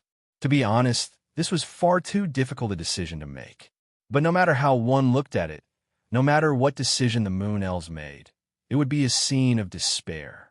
If the Moon Elves decided to escape, that would be the equivalent of prematurely announcing the end of the Moon Elf Empire. The Elven calamity and human calamity that would follow would be a heavy historical responsibility that none of the Moon Elves would be able to shoulder. In the Moon Elves' eyes, this would be the equivalent of a slow death for the entire Moon Elf Empire. It would be far better for the Moon Elves to unite and face the Armageddon together. In fact, due to various wishful thinking, there were already rumors that the demon wave wouldn't appear in the Moonwheel capital. This was only a rumor spread by the humans in order to destroy the Moon Elf Empire. Actually, as these rumors spread, many people actually believed them. After all, people always liked to hear things that were beneficial to them. Now, the entire Moon Elf Empire was astonished by the Moon Elves. The Moon Elves actually didn't refute the rumors. This seemed like the Moon Elves' tacit agreement. The Moon Elves were actually pretending that everything was peaceful. The Moon Elves' attitude was quite clear. At the very least, I had rebuilt the Moon Elf Empire and left a mark in history. If I could survive this, I would have profited greatly. And if I could use righteousness to attract more reinforcements, perhaps the Moon Elves' chances of surviving this crisis would also greatly increase. But, in the eyes of some, such wishful thinking was the most foolish of all. You had already fallen into a trap, so was it really fun to drag others down with you and die together? At such a time, the most rational thing to do would naturally be to shout, "Don't worry about me," and then obediently jump into the trap and die. Only then would the Moon Elves be able to preserve the Moon Elves' bones and blood. But there were many times, especially when one's life was threatened, when an intelligent creature's emotions would far surpass their rationality. Perhaps the Moon Elves who had split off from the Moon Elves had seen through all of this, which was why they had chosen to head north. But it seemed that it was already too late for them. Perhaps the Creator Goddess didn't want to see the Moon Elves completely destroyed, which was why she activated the invisible hand of fate to help the Moon Elves at such a critical moment. Roland, come here for a moment. I've discovered something that's quite interesting. I was also rather astonished to hear Harlow's exclamation. That was because our soul connection was a rare surprise and delight. What could possibly make someone as knowledgeable as Harlow's so happy? I wasn't really looking forward to the succubus demon lord's treasure trove. That was because the succubus demon lords all had the habit of never leaving their true treasures in their own homes. Otherwise, their enemies would rob them, and they would lose both their lives and their wealth. Fine then, I admit that I had also dug up a bunch of treasure troves and drawn a bunch of real and fake treasure maps. As for my family's treasure trove, I would at least leave something behind so that others wouldn't be able to return empty-handed and kill others to vent their anger. After all, nobody could truly guard against thieves forever. I looked at Dedina in astonishment. I hadn't expected her to be so new, but judging from the undisguised astonishment on her face, it seemed that she hadn't expected this either. I walked into the treasure trove and, as expected, saw a bunch of blinding gold coins. However, I didn't even need to appraise them. Those gold coins were either the dwarves' fantasy gold coins or the devil's curse gold coins. Instead, Harloise and Marguerite were busying themselves with some tattered antique furniture amidst the golden light. Amidst the golden light, Harloise was constantly wiping a white oak classical dressing table with a wet towel. "Roland, this is my dressing table from back in the day." Harloise only showed it to me as if it was a treasure. Perhaps it was because she was too excited to see her own items from back in the day, but even her mental age seemed to have regressed. "You came looking for me just for such a small matter?" I said angrily. Yes. Even furniture from back in the day can be considered a mega antique. You've once again proven that you're as old as a fossil. Isn't that strange?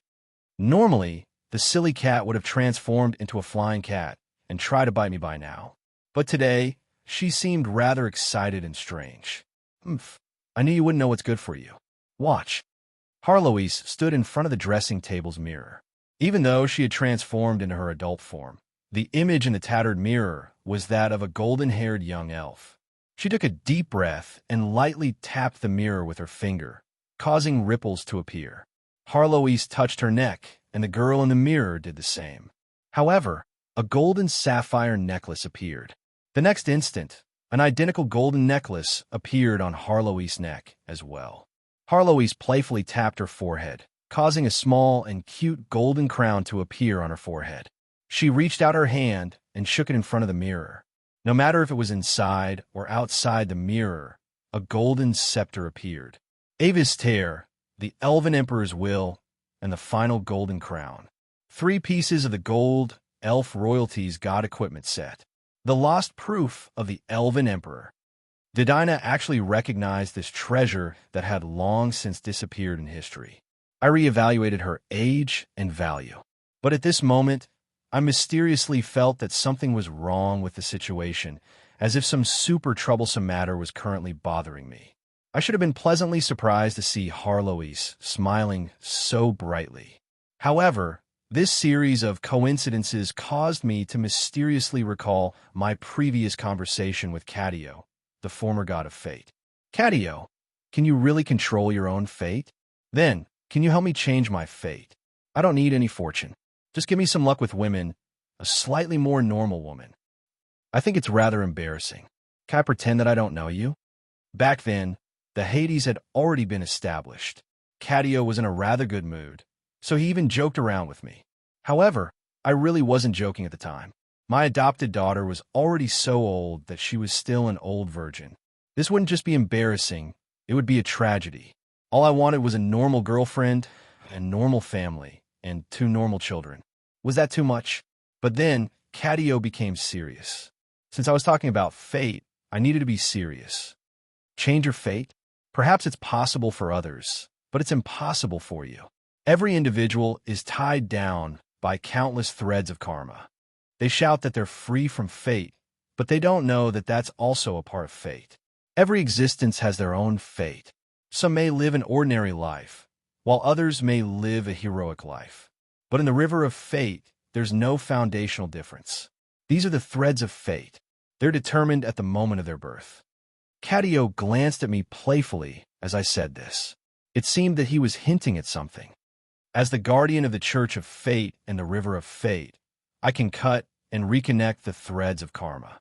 But if I give an individual good luck, I naturally have to give them the same amount of bad luck. This is the most basic rule of fate. There's a limit to how much I can change my fate.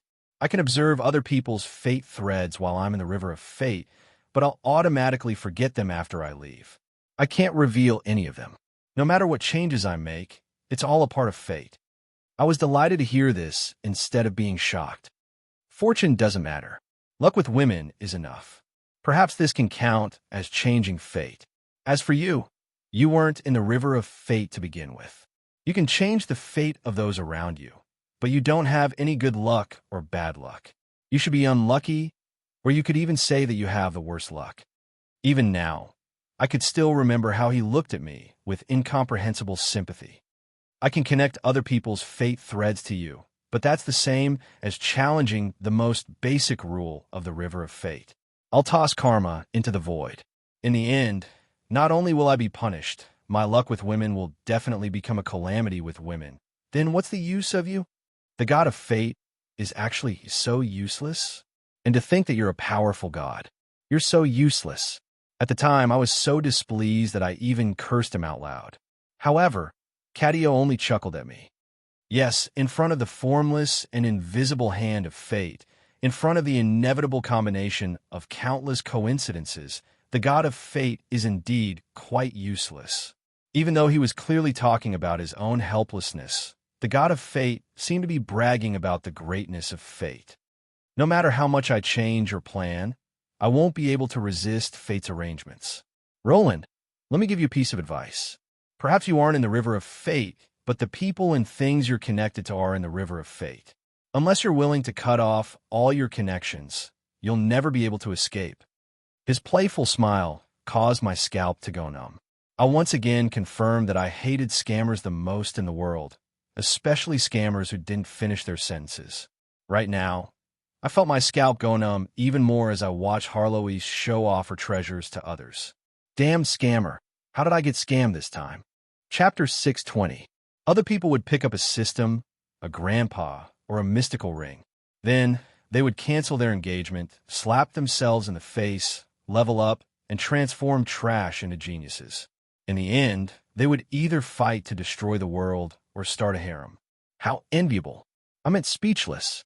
As for me, if I picked up some kind of treasure, some kind of inexplicable good luck with women, my first reaction would be that the treasure was definitely a trap, and I needed to be careful.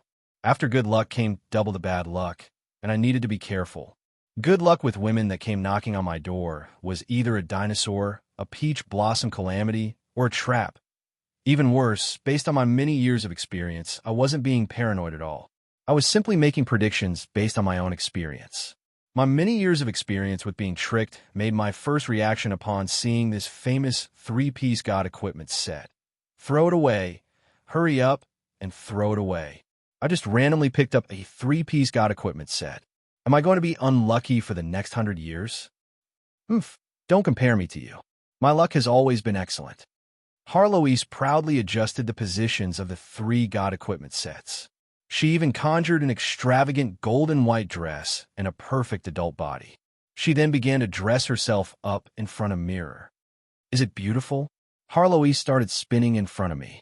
The golden gemstones on her necklace emitted dreamy water vapor. The sparkling bubbles in the air reflected golden light.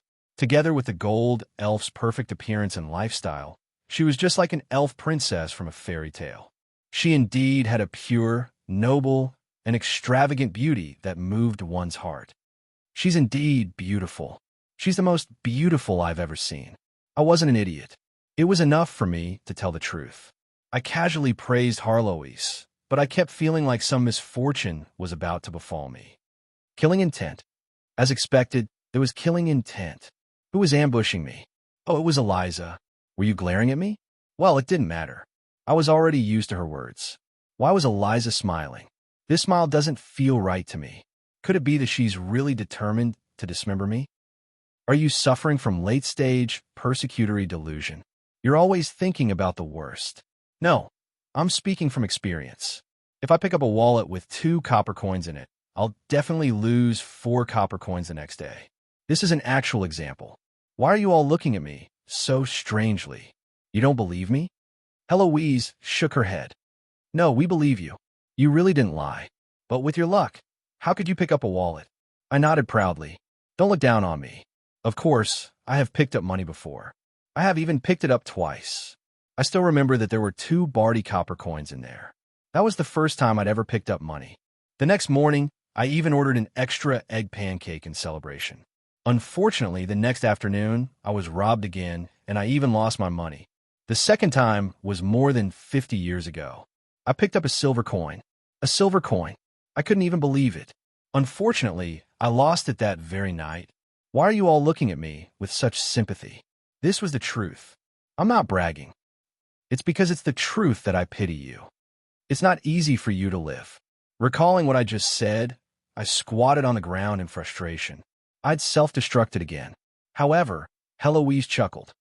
I finally understand why your disgusting fighting style of constantly gathering information, gradually calculating and calculating, accumulating advantages, and then forcing your opponent to the brink of despair before crushing them all came about.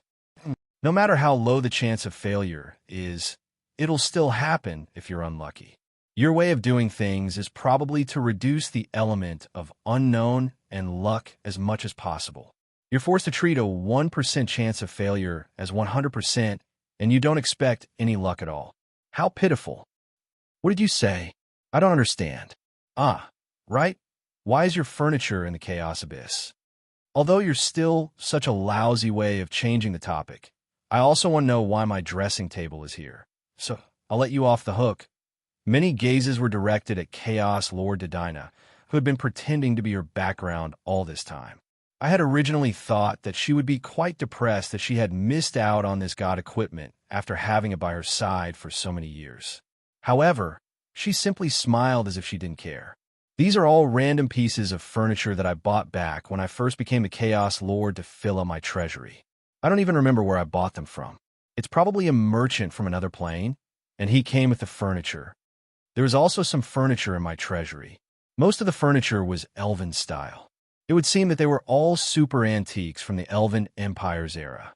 Indeed, many antique collectors loved artwork from the Elven Empire's era. These pieces of furniture would probably be quite valuable. However, no matter if it was in terms of quality or craftsmanship, these pieces of furniture couldn't compare to Heloise's dressing table. After all, items used by royalty were all incredibly rare. No, wait. I remember that the royal palace was burned to the ground. I thought that the three god equipment would be forever lost along with the destruction of the royal palace, unless someone stole my dressing table before the destruction. However, someone who would steal my dressing table alone would naturally know its value. Would such a person really sell my dressing table? Heloise's intelligence finally returned to normal for once, as if she had finally recovered from the joy of obtaining the most valuable treasures. However, the moment that she said this, Dedina's expression changed. She suddenly retreated, but a small red dragon suddenly landed on her head. The flames that burned her hair told Dedina that any random action would result in her death. I took a closer look at this treasury. Treasures were piled up like a mountain. There was a pile of old and tattered furniture in the corner. If I had been a reckless invader, perhaps I would have taken all the treasures with me. However, I wouldn't have even bothered to look at this heavy pile of furniture, nor would I have been able to find a relatively valuable dressing table among them. If I had been an experienced invader, I wouldn't have had much hope for this treasure trove from the very start. Forcing this succubus to reveal the true location of the treasure trove would have been the most likely outcome. I would have ignored all the furniture from the very start. I had to say, if it wasn't for the fact that Heloise recognized her own items, we would have missed them as well. If this was all intentional, then this was truly a brilliant arrangement. No matter who the invader was, they would always ignore the furniture. If all this had been arranged to conceal the existence of this dressing table, then it was highly likely that this succubus knew the importance of this dressing table from the very start. Heloise, this should be the royalty's greatest secret, right? You probably wouldn't know much about the value of this dressing table. Yeah, Heloise didn't give me a clear answer. However, her beautiful eyes were already locked onto Dedina. I had never seen such a serious expression before, which surprised even me. It would seem that Heloise was being serious for once. As long as that succubus dared to run, Heloise would turn her into a sitting duck even without Little Red interfering from above. I was becoming more and more interested in this succubus background. Just as I was about to properly interrogate this succubus, the door to my room suddenly opened, and a small fairy suddenly flew in. Your Highness Roland, you have an urgent report. Extremely urgent. Extremely urgent. Chapter 6:21. Tell me, is it your fault that misfortune has spread to me as well? Harlow's beautiful face was right in front of me. She was jumping on my head, and it was quite cute to see her fangs rubbing together. Her vicious expression made it seem like she wanted to directly bite me, but I found it quite funny. Pfft. Haha, I'm the one who wants you to laugh at me. You little brat, you deserve this. All right then, I really did laugh out loud. I laughed arrogantly and domineeringly, and I laughed so hard that I rolled on the ground. But right after that, I crouched on the ground in frustration because I instantly realized that since Harloise was bound to me, her troubles were my troubles as well. In the end, I was laughing at myself for being the unlucky one. Now, the Northland's Mist Alliance saw that my family couldn't make up their minds, so they pushed their troubles onto me. Who taught them to be so irresponsible? Harloise, it's you. In the end, I became the scapegoat again, and this scapegoat was related to the survival of an entire species. I couldn't take this scapegoat. This is all your scapegoat. If it wasn't for you digging out the information and shamelessly tossing it to the elves in the mortal plane, wouldn't this have happened? It's because you don't want to take responsibility that you're the scapegoat. Actually, this logic was quite reasonable. If I hadn't obtained the information, the elves wouldn't have gone crazy, and they wouldn't have forced me to take the scapegoat. Why was I taking the scapegoat? Actually, they didn't need me to give them any advice at all. Right now, they only had two choices. They could either accept the Silver Elves and create an elven empire in the Northlands, giving the elves a way out. Or they could watch as the elves messed around and prepare to collect their corpses. The former would cause a major division among the elves, and it would likely be permanent. The latter would be doing nothing to save the elves. No matter what decision I made, I would become the mortal enemy of some elves. Perhaps I would even be given the title of Destroyer of the Elves or Destroyer of the Elven Empire. If this wasn't taking the scapegoat, what would it be? The demon wave was about to arrive, and the elves were about to meet their doom. However, the elves' behavior had once again surpassed my understanding of how low they could go. Actually, the most rational and effective method right now was to directly disband all of the elven tribes and destroy the wariness of the surrounding human kingdoms. Then, they would organize a great escape. It didn't matter if they became slaves or refugees. They would escape as far as they could and do their best to preserve the elven bloodline. As long as there were enough elven survivors, there might be a day when they could rebuild their homeland.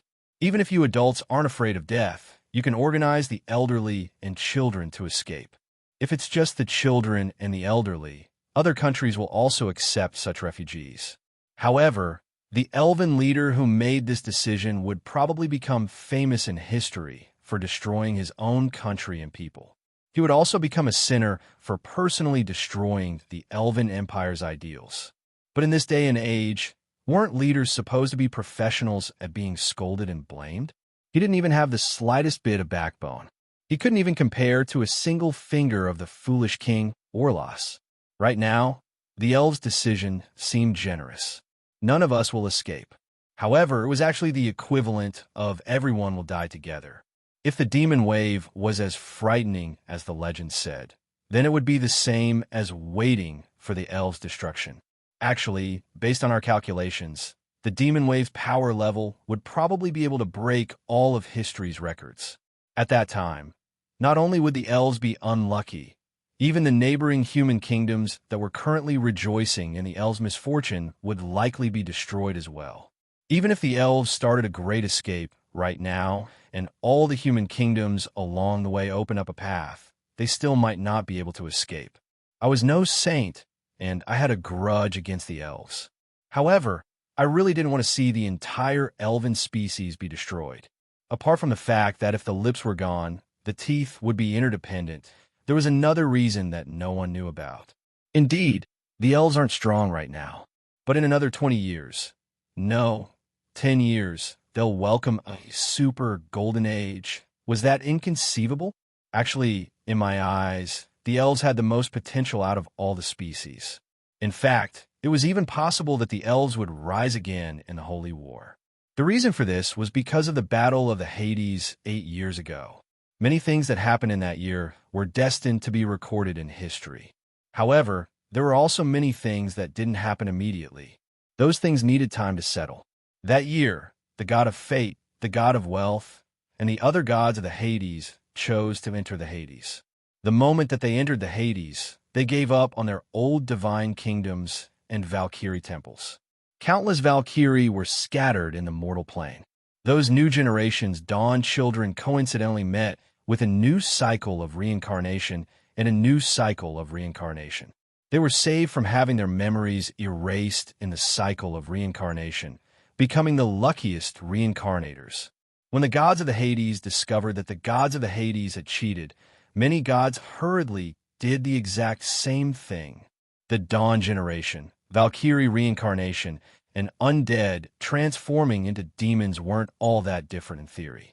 They were both undead transforming into living beings.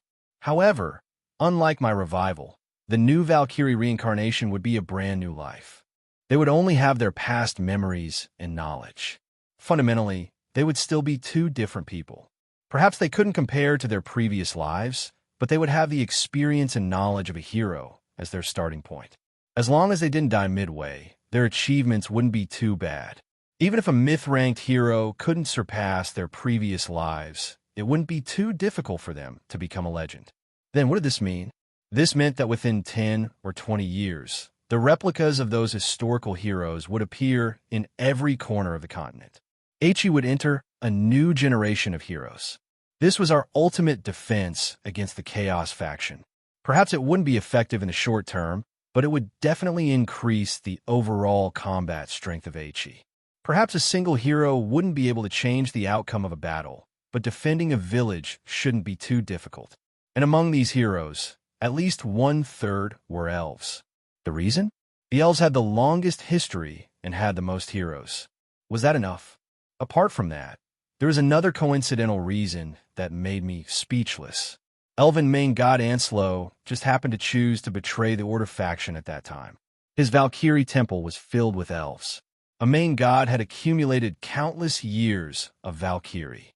I couldn't even begin to imagine just how many future megaseeds there were in Valkyrie. I didn't think that Anslo would be able to think so much in such a short period of time. It was mostly luck. Still, it really seemed like the heavens were protecting the elves. According to the basic rules of reincarnation, the souls of the elves would always choose to reincarnate in other elves. The location where the demon wave was about to descend would be the largest elven gathering in the world.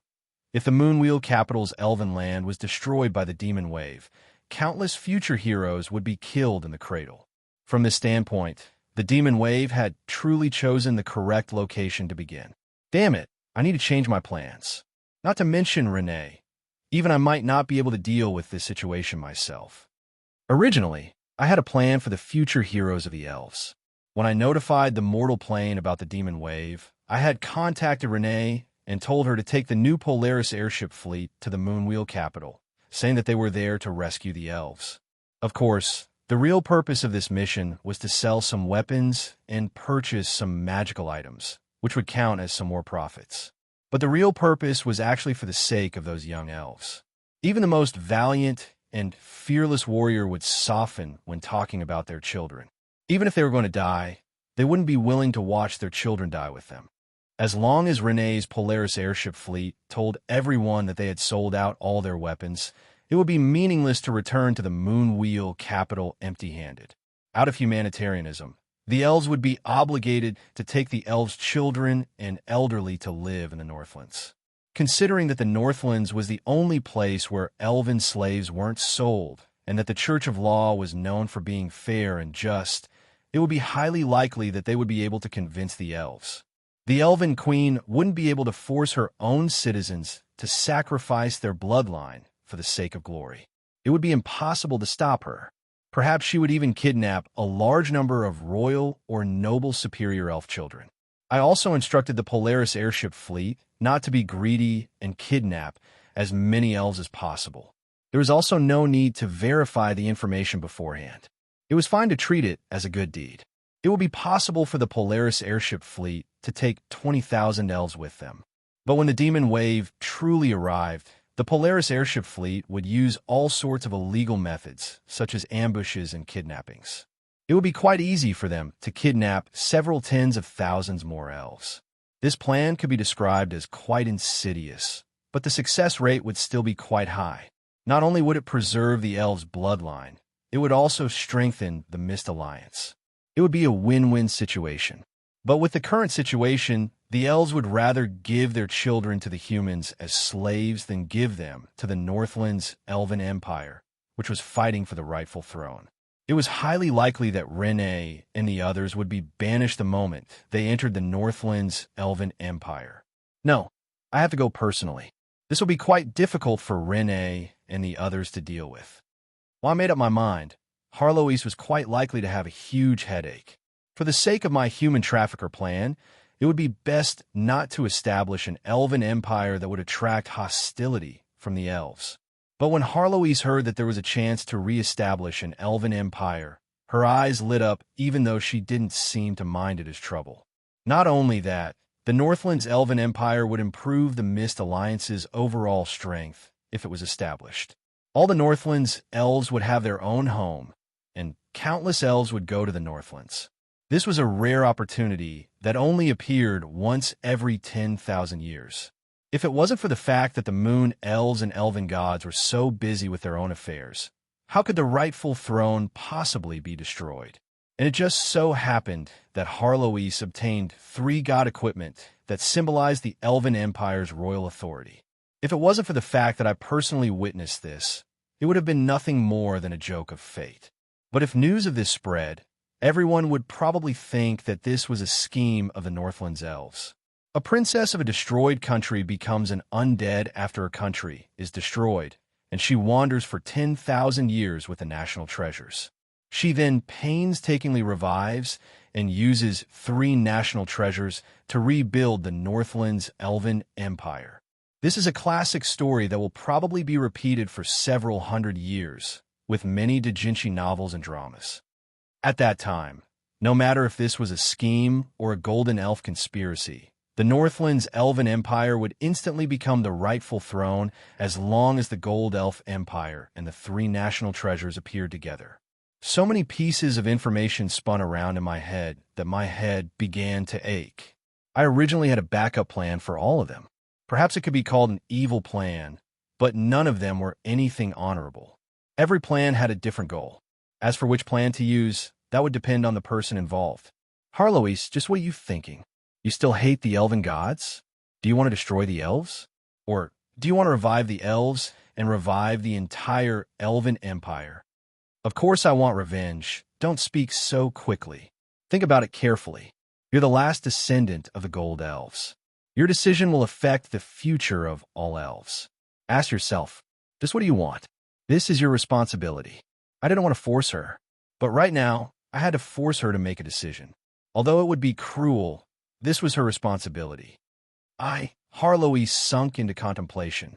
By the time she spoke up again, she had probably already resolved herself. Chapter 622. A family was a combination of blood-related relatives, and a country was a collection of countless families of the same origin. They shared mutual interests and lived and died together. This was a mainstream concept that was quite suitable in some areas, but it was not suitable in He.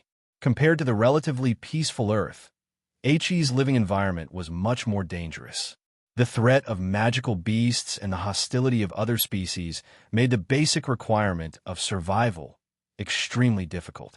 The countries on Earth could be grouped by race, ethnicity, and culture, but in He, such a classification was too extravagant. In fact, the human race and ethnicity in He also had countless subdivisions, but in the eyes of other species and gods, they were all just humans. The reason? There was no other reason. Life wasn't easy, and huddling together was the top priority. There was no time and energy, yet there was such a fine division. If Earth had been invaded by aliens for hundreds of years, there would probably be no discrimination or subdivision of race and ethnicity. In the face of a greater threat, this was meaningless. In such an environment, the country and social structure of He were fundamentally different from that of Earth. The weak support and worship the strong, and the strong protect the weak. It was a simple, symbiotic relationship, but it was the foundation of all social structures. The weak yearned to become the strong, and becoming the strong meant that they could stand out and obtain a higher status. While the strong gained power, they had to bear the responsibility of protecting the weak. Therefore, under such a social structure, the feudal aristocracy became the mainstream of the world. And from a certain point of view, this was indeed the most suitable social system in this world. From the very beginning, the knight lords who were in theft had the responsibility of becoming professional soldiers and protecting their own citizens. Would there be a great communist society after transmigrating? At the very least, there would be a capitalist class revolution and a constitutional monarchy. In that case, who would be responsible for protecting the entire race? Should they expect the commoners who had never practiced any martial arts or magic? The royal family and members of the royal family who relied on their bloodline would be taught military knowledge and the responsibility of protecting their family, country, and people from the moment of birth. This wasn't something noble or righteous, but purely a social division of labor brought about by the internal environment and external pressure. In this world, due to the existence of magic and martial arts, the gap between the strong and the weak was even more obvious. The division of labor between professional warriors and commoners gradually gave rise to the so-called knight nobility. The Son of Heaven guards the gates of the country. The king dies for the country, and the prince becomes the general. It's rather ancient. Then, what does this ancient refer to? Perhaps some things are common. Even in another world, when life was extremely difficult at the beginning, the so-called leaders were actually the military leaders of the tribes and clansmen. The Yin Emperor, the Yellow Emperor, and King One of the East, and the Arthur and Alexander of the West had all led armies into battle. However, the long era of peace and luxury had corrupted their descendants, causing them to rely on the achievements of their ancestors to enjoy themselves and forget their true duties. But even so, in the dark ages of the Middle Ages and the chaotic warring states period, the lords still had to fight for the future of themselves and their people. Compared to Earth, the situation in the He continent was even more severe. Perhaps there were luxuries, but there had never been a long period of peace. The Holy War, other species, and magical beasts would forever be threats to every country and species. Perhaps the current human nobility had already become addicted to pleasure and luxury. Or perhaps the superior elves had already focused their attention on power struggles, or perhaps the Beastman tribe leaders had already returned to the primitive tribal system. But as long as their territory was invaded, they would still have to take up arms and lead their people to defend their home. In He, nobles could be foolish, greedy, ignorant, and arrogant, but they definitely couldn't be useless or cowardly. If a domain lord abandoned his own territory and escaped when a threat arrived, not only would he lose his territory and title, he would also be looked down upon by everyone. This everyone included the lowest of farmers and criminals sentenced to death. In this aspect, perhaps the central countries of the continent, which had been at peace for a period of time, were somewhat lax. Their nobles and knight had indeed become corrupted. In this aspect, the short-lived humans were indeed inferior to the elves. But for me, who was born in the Northlands, it was as if my duty was right in front of me. Ever since I was born, the threat of the northern beastmen and the cruel natural environment reminded me that this wasn't a peaceful Earth. This was He, where people could die at any moment and entire species could be wiped out. As the heirs to the Mist Kingdom, Cavendish and I actually had a wooden sword as our first toy. Ever since we were young, we received knight training and military lessons. The great sword saint of the Royal Knight Order was our swordsmanship teacher. As the royal lecturer, Kelly didn't teach us about romance. Instead, she was extremely skilled at using historical anecdotes to teach children about politics and military matters. Being able to go to the battlefield before even reaching adulthood wasn't something that only Cavendish and I had experienced. Countless domain lords' heirs had experienced something like this. In fact, some places even viewed it as a type of test, using the law of the jungle to choose the best successor. Your territory and citizens will forever be a domain lord's root. The reason why the people support you and love you is because you protect them. Your territory and citizens will forever be a ruler's root. A tribe's territory and citizens will forever be a tribe leader's root. Such words could be extended to countless versions, from an ordinary mayor to a supreme emperor. This contract of protection and origin was the most basic relationship of trust in this world that was not peaceful. A noble status represented not only authority, but also the responsibility of a guardian.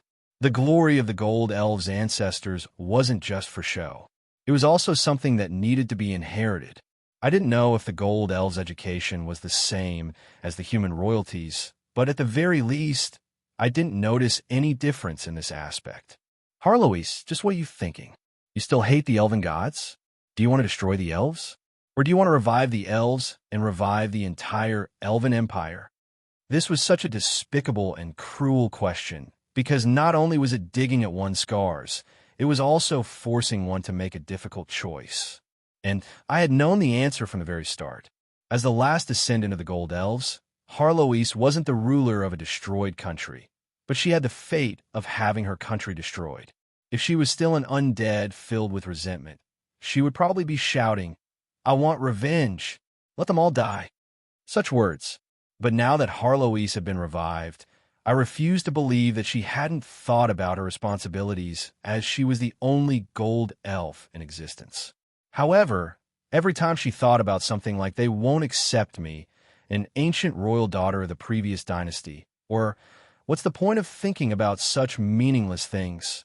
she would stop herself from thinking deeper. How did I know? Would anyone believe me if I told them that I had a similar status as the royalty of a destroyed country? Fine then, I had to admit that I had signed the magical pet contract far too hastily back then. Some random things would always come out of nowhere. I knew what Harloise's answer would be, just as Harloise knew that I knew what her answer would be. Although it seemed quite convoluted, that was how it was. So much time had passed since that incident. Although Harloise would enter a berserk state whenever the elves were mentioned, this meant that she had always been thinking about the elves. If she could describe her complex feelings for the elves in detail, it would probably be more than enough to write a series of romance novels. The long silence finally came to an end. How sly. Those bastards from back then must pay the price. Lies and bargaining would be meaningless when communicating with someone with a soul connection. What Harloise said was her bottom line. However, the Elven Empire had been destroyed more than 10,000 years ago, probably between the last 4 or 5 holy wars. As for the people involved, fine then, there were still some. Harloise had given me a small notebook with the names of the elven gods' former members. Anselo and Rose were both at the top of the list. As for the mortal elves' enemies, not to mention that gold elves didn't even have lifespans of 10,000 years, the pitiful survival rate of all the previous holy wars could be counted on one hand. Right, there's also the fact that Harloise had been hunting them down like a rabid dog for so many years.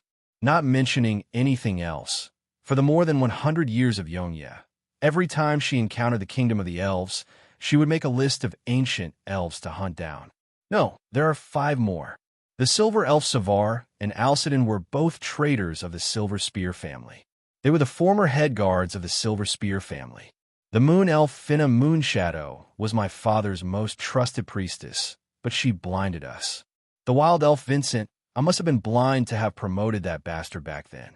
The Wood Elf, Ancient Tree Sleeper, was the one who forced all the ancient tree guards of the royal palace to sleep. All right, not a single one of them was easy to deal with. They were all semi-god old-timers. After so many years, the Wood Elf elves, their families, and their disciples were all deeply rooted in the various superior elves.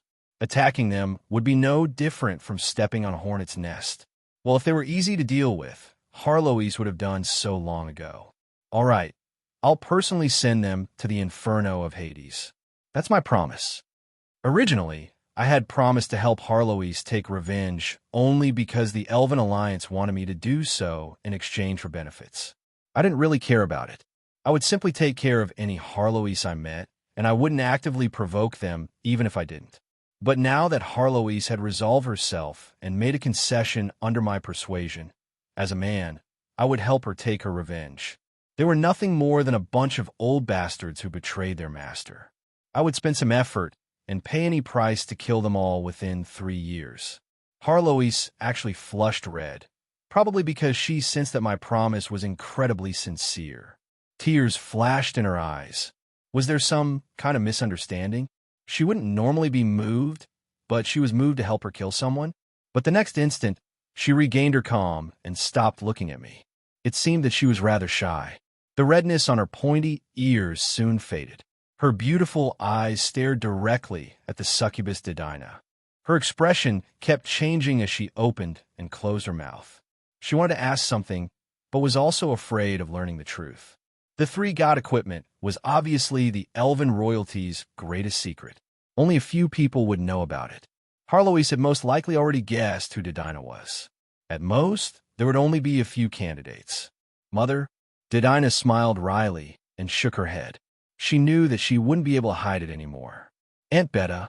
This time, Dedina fell silent. But in the end, she still shook her head. The next instant, Harloise covered her face and lowered her head. She didn't ask anything else, but her expression became even more complex as she looked at Dedina. It would seem that there were only 3 people who knew about the three-god equipment. After eliminating the 2 wrong answers, there was only 1 correct answer left, even if that answer was incredibly inconceivable. At this moment, I also covered my mouth. It wasn't that I learned anything from Harloise. She had already done her best to cut off any direct psychological connection between us. It was just that I was able to guess just what Dedina was to Harloise from simple family ethics. I can't laugh. I can't laugh. Laughing out loud will really kill me. Harloise will die together with me. I did my best to stifle my laughter as I racked my brain for what to say. After all, Dedina really did count as Harloise Sr. Father, no.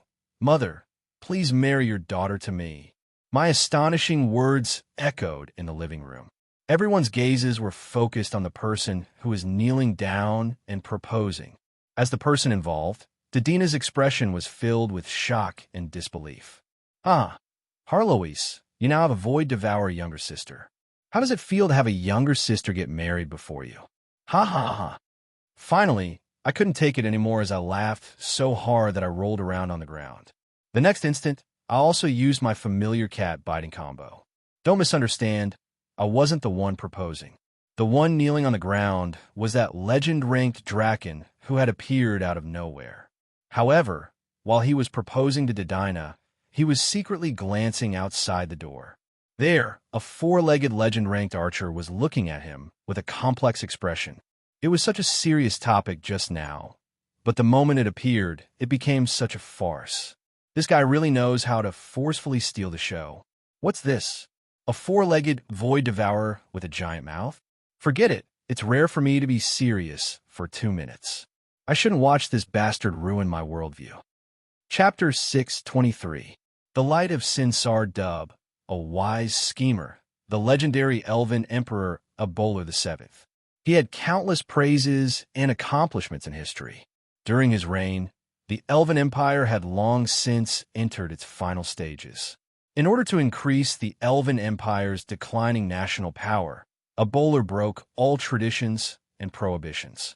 Not only did he allow outsiders and mixed-blood elves to enter the Elven Empire's upper echelons, he also greatly promoted the young talents of the Wild Elves and Lower Elves, unearthing the potential of the Elven Empire's lower echelons.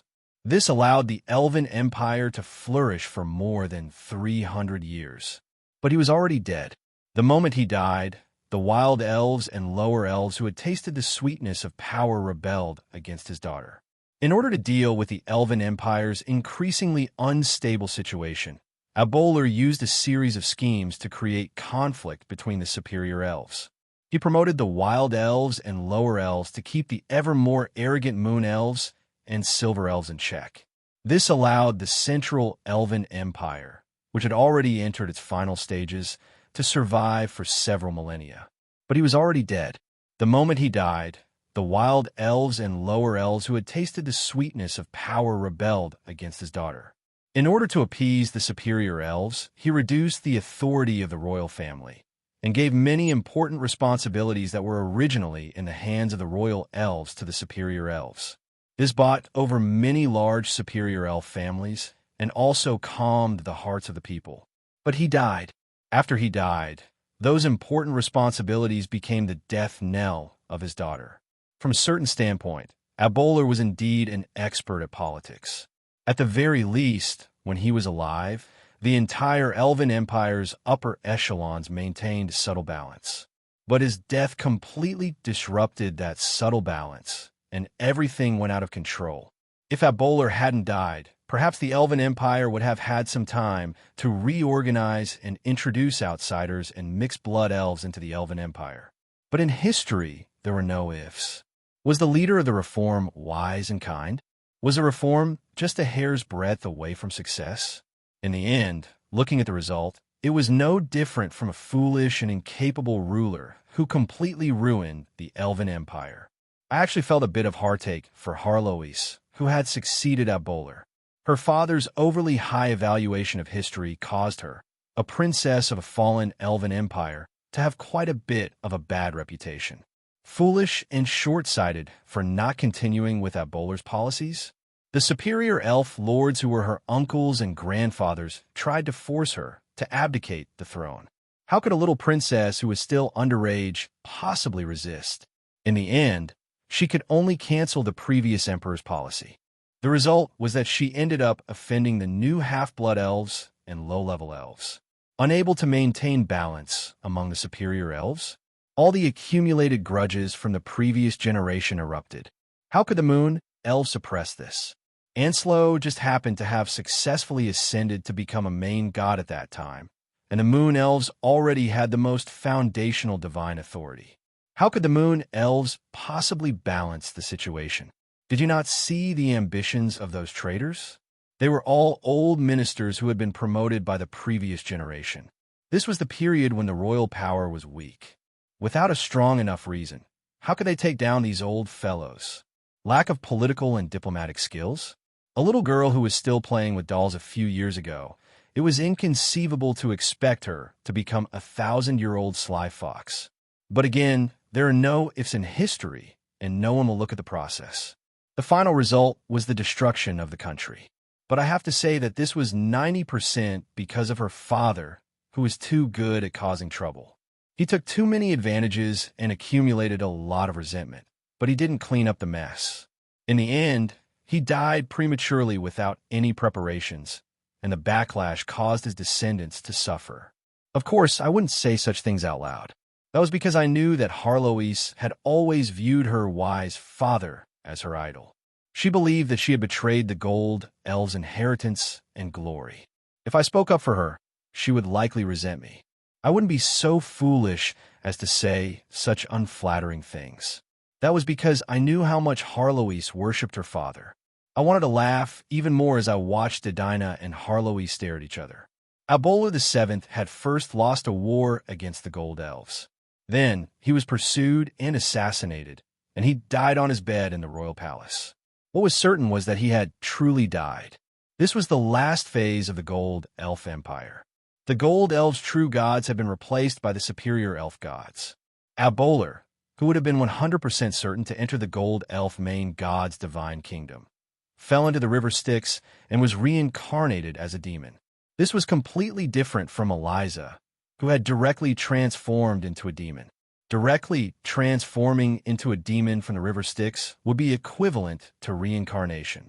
As mentioned many times in the past, undead would be transformed into demons from the river Styx. Everything would have to start from the beginning. The lowest level demons would have to experience the primitive law of the jungle. Any demon that could evolve into a demon would have to have devoured at least 100 of their own kind. An existence that slowly became a high-level demon would be able to awaken their memories from their previous life.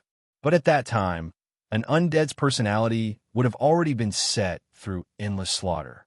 They wouldn't care too much about their previous life's events. They would only treat their memories and knowledge as accumulations. Normally speaking, it would take several decades for a demon to recover their memories from their previous life. At that time, it would take several centuries or even several millennia for a demon to recover their memories from their previous life. By then, most of their family members would have already died. It would be difficult for a demon to return to the mortal plane. Several hundred years of a demon's life would have already passed. Who would care about a few decades? Demons wouldn't care about the past, either. However, Abolar just happened to be an elf. Dedina wasn't Abolar. She wasn't an elf, but rather a succubus. However, she had Abolar's knowledge and memories. At the very least, she could be considered a reincarnation. Harloise probably had rather complex emotions as she looked at her father. What, Dedina the Lucky? Dedina's magical knowledge from the Gold Elves and accumulations from her previous life alone means that Dedina's power level is definitely quite high. But of course, Void Devourers aren't any kind creatures. Without enough power to tame them, they would have long since been devoured. Harloise and Dedina were still staring at each other, but I took the lead and considerately walked out of the treasury, giving them some time and space to talk to their family. Beifong, come with me. Beifong had always been a smart person. Seeing that the situation wasn't right and that it wasn't the time for a marriage proposal, he directly followed me out. Why did you come to the Chaos Abyss? I'm here for a vacation. I want to see the scenery and people of various places. I want to experience the famous wild style of the Chaos Abyss. Beifong looked up at the sky with an expression of anticipation, fatigue, and excitement. He really seemed like a tourist, wild style, more like a wild beast horde. Beifong wasn't lying, but he wasn't completely telling the truth either. You probably don't know that you're on the headlines right now. All the crimes you've committed have been exposed. Even I'm tempted by the bounty on you right now. I thought about it for a moment and finally gave up on the idea of exchanging for the bounty. Besides, now wasn't the time to get to the bottom of things. If I really wanted to do something to the elves, every day was important. I would probably have to return to the mortal plane first. However, there are some things that I still hadn't finished yet. Perhaps I could ask this Calamity Beifong, who was ranked 3rd on the Calamity rankings, to help me out. Have you heard of Sun God Aloyo? He lives on the 372nd level of the Chaos Abyss. It's said that he's a super handsome man. Beifong yawned as if he was bored. He's a mystical creature with an eagle's head and a human body. He's an ancient species, and there should only be one of him in the entire world. You want me to kidnap him? Although I haven't done illegal things for many years since you're requesting it, and since it's for the sake of justice, I'll make an exception this time. Let's kill him. Beifong instantly had a serious expression. However, his murky yellow eyes were filled with excitement and passion. I didn't even have the energy to comment on this. I could only pray for Aloyo in my heart. He's a former main god, while Beifong is only a new semi-god.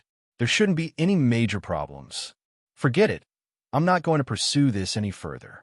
It's fine as long as the result is good. Even though there was a tremendous difference in power level between Beifong and Aloyo, nobody seemed to think that Beifong would be killed by Aloyo. I took out a pen and paper and carefully wrote down my requirements for myth rank materials. I then handed it to the excited Draken. As long as you help me complete this task, I'll try to convince Dedina to help you with your marriage with the Void Devourer. No, I'll personally obtain Dedina's mother's approval. This is my promise to Tina. Tina? Oh, that was the Void Devourer's name. Fine, do whatever you want. I waved my hand weakly. I always felt a mysterious sense of helplessness whenever someone before me was involved. I felt like I would lose if I took things too seriously, and that I would become an idiot if I got angry. Right, why don't you have a chat with Cassio first? After all, you're sworn brothers. This is my responsibility. I'll take it seriously. Beifong nodded with a serious expression. He then walked toward Cassio. His fearless back made me mysteriously think of a brave warrior who was about to be executed. He didn't seem like a pervert at all. You're here? I'm here. You shouldn't have come. But I'm still here. It's all your fault. Cassio seemed to have lost control of his emotions. Yes, it's all my fault. But those are my true feelings. I don't regret saying them. Friendship and familial love will eventually change. This is the choice of fate. This is what I feel from the bottom of my heart. Beifong had a pained expression. His eyes were filled with sorrow from being hurt by love. He seemed quite sincere, but why did his line sound so familiar? Tonight's 8 o'clock slot. Oh, thank you. I watched as the two men, a centaur and a draken, listened to Beifeng's incredibly mushy lines. They even seemed to be hugging each other and crying. I was finally unable to endure the churning in my stomach, so I retreated first. Wait, I want to watch a four-way romance. Four-way? Tina, Beifeng, Cassio, and Aloyo in 2 days. This is a classic combination of 3 men and 1 woman. A romance film with 3 men and 1 woman? That sounds like a normal 8 o'clock slot, but if the core of the film is a succubus, it'll be a heavy taste for women. If the core is a male, it'll be a heavy taste for women. If it's Beifeng, it'll be a heavy taste for animals. In order to avoid being poisoned by the voices behind me, I found a corner and hid there. However, less than 5 minutes later, the door to my room opened. Harloise and Didina walked out. Harloise had a serious expression, as if she had resolved herself. Chapter 624. The Moonwheel Capital, the capital of the Saint Hien Empire, was the birthplace of Elven Empress Afina I. The elves had chosen this place as a place of revival that gave them hope. Naturally, this place had many natural advantages. The Moonwheel Capital was located in the core area of the magical Fallen Star Forest. Plus, the Moonwheel Capital had been here for many years, and it already had a large number of mana pools and magic traps. Since the elves were the children of nature, the forest had a special meaning to them.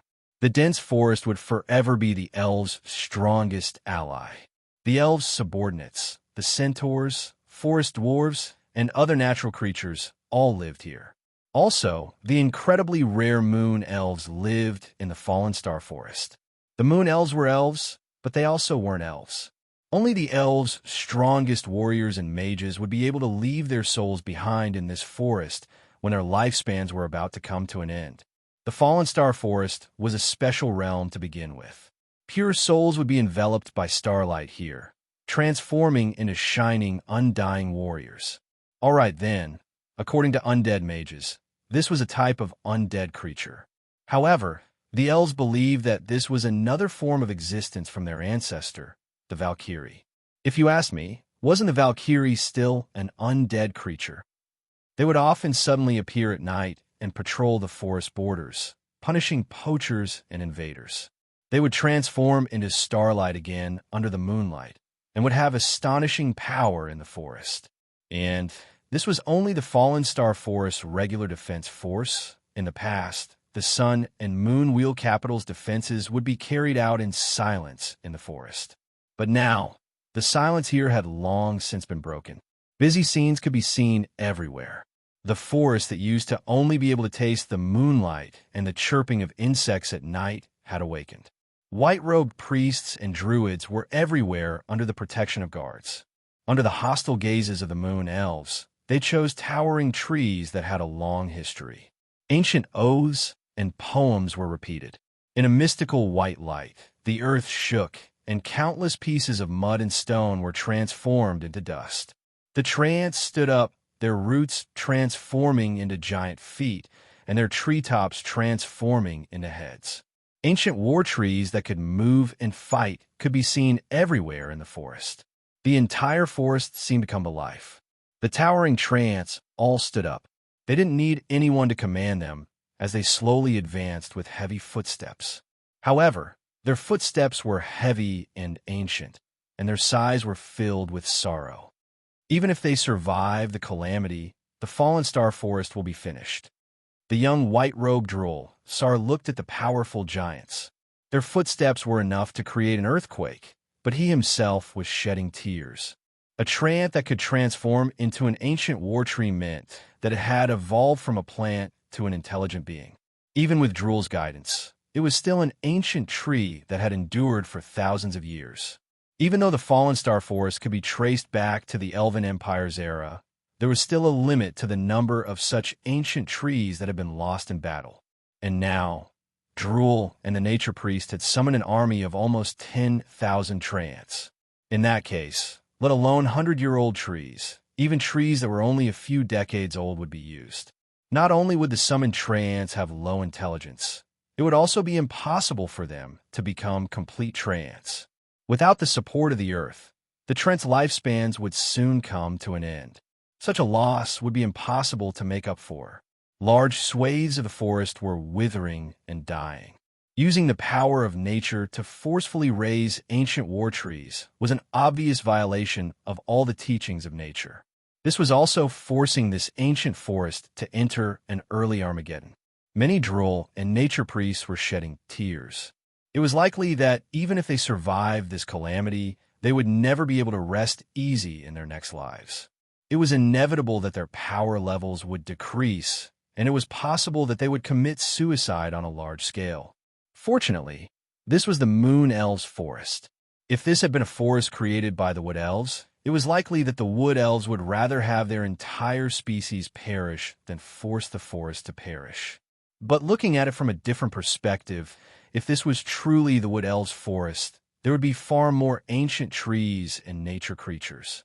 The Wood Elves' fear of death would cause the forest to proactively fight for them, and there would be no need to forcefully raise ancient war trees. Treants and ancient war trees were incredibly important among the elves' large-scale combat units. The elves were rich in mages and archers. However, even the famous Silver Moon Rangers among the elves were more proficient in combat based on agility. They would be at a disadvantage if they tried to block the enemy's powerful units head-on. The elves lacked meat shields or perhaps powerful cannon fodder. This was a glaring weakness of the elves since ancient times. This weakness wouldn't be obvious in small-scale battles, but it was constantly exposed on a major battlefield. No matter if it was the humans' incredibly powerful cavalry charge or the Beastman Berserker's bloody chaotic battles, the elves' battle formations would always be mysteriously broken through countless times. In the end, the elves would lose the battle and only be able to remain depressed. The warriors in the front row had all fallen.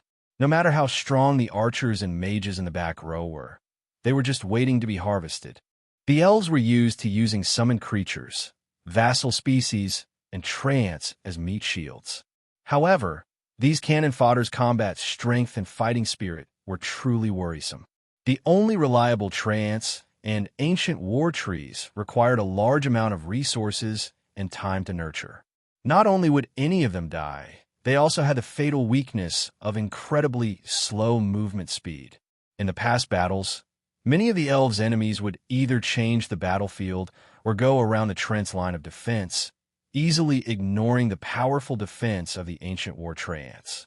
However, this time, the ancient war treants might be able to play a big role in a defensive and positional battle. However, the Moon Elves' forceful activation of the ancient war trees was the equivalent of severing their combat potential for the next several hundred years. Of course, if the Moon Elves didn't go all out, it was likely that they would have no future. It was also worth mentioning that due to the Moon Elves' usual way of doing things, they didn't value other species at all in their territory. Even the Moon Elves' traditional vassal species didn't have many forest dwarves living in the forest. There were even fewer centaurs capable of melee and range combat. In the end, the Moon Elves could only rely on themselves.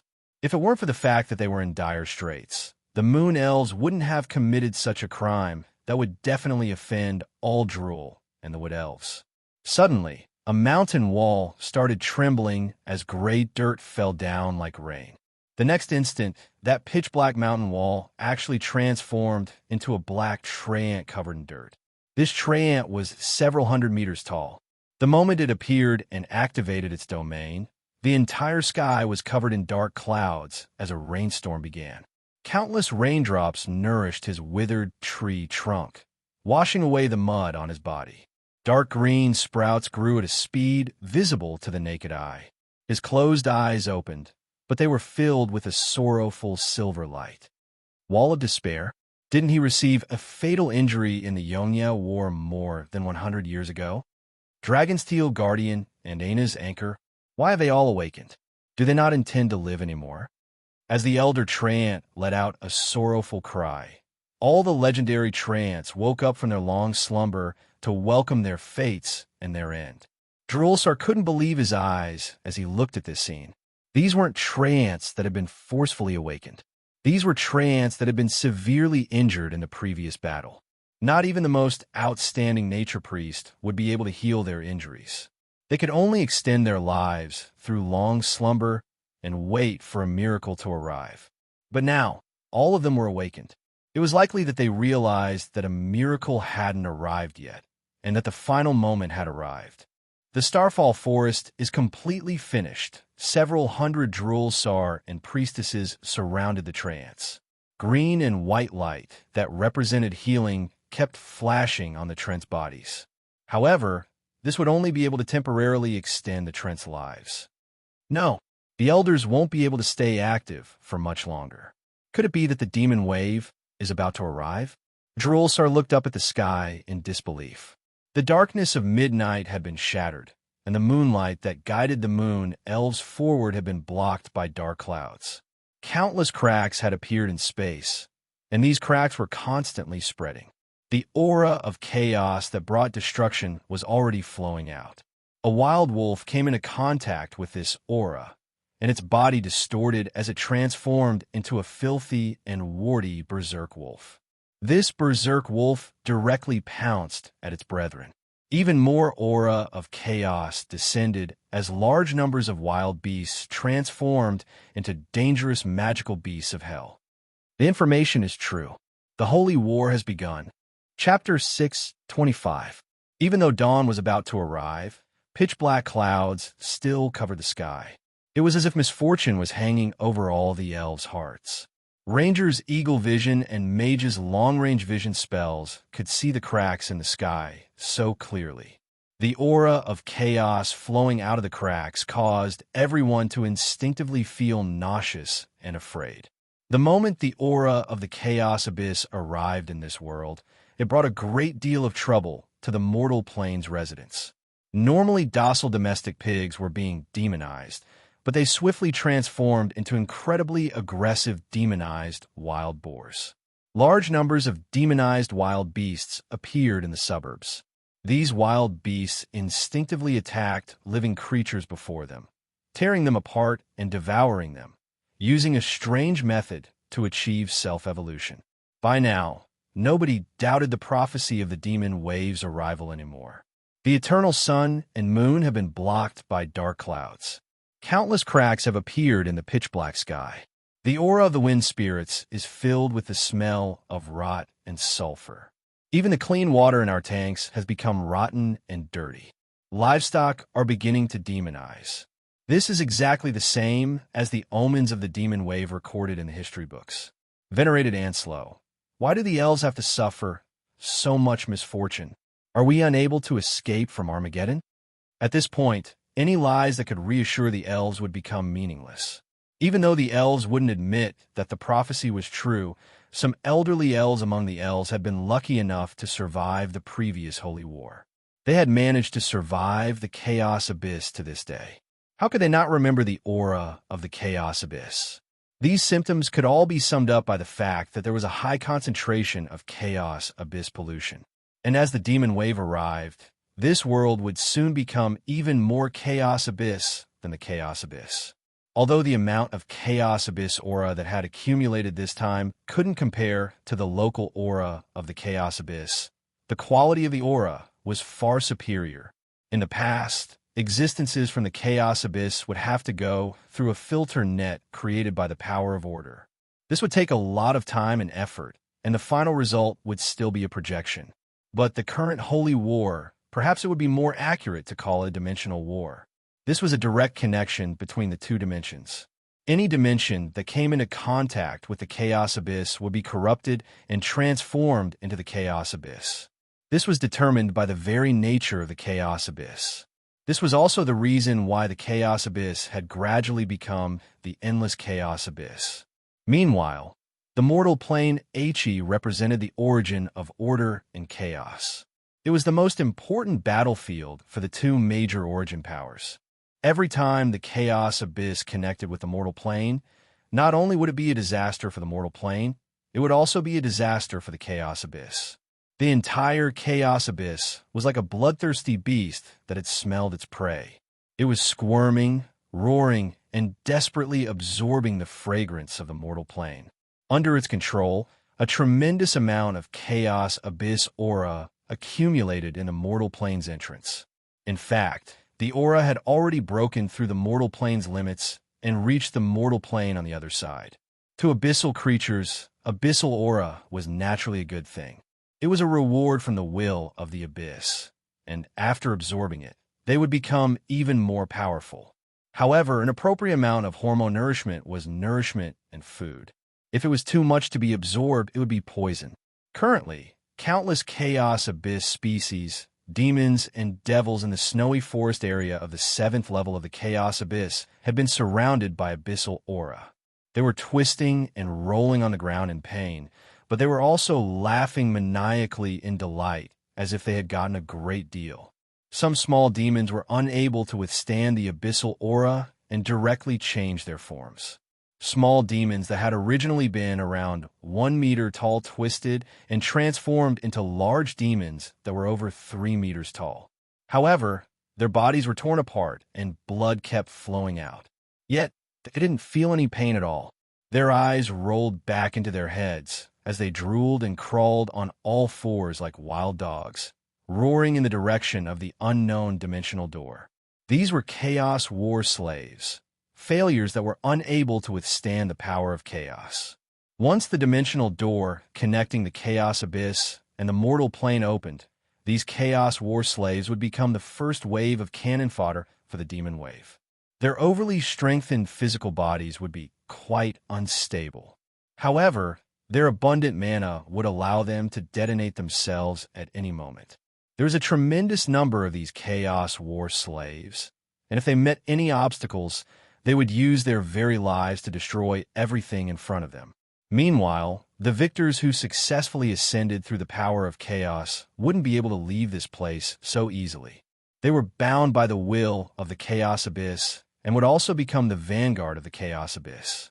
The abyssal aura continuously strengthened them, but also robbed them of their rationality and ability to think. The moment that the dimensional door to the Chaos Abyss opened, their intelligence would only be slightly higher than that of the Chaos War slaves.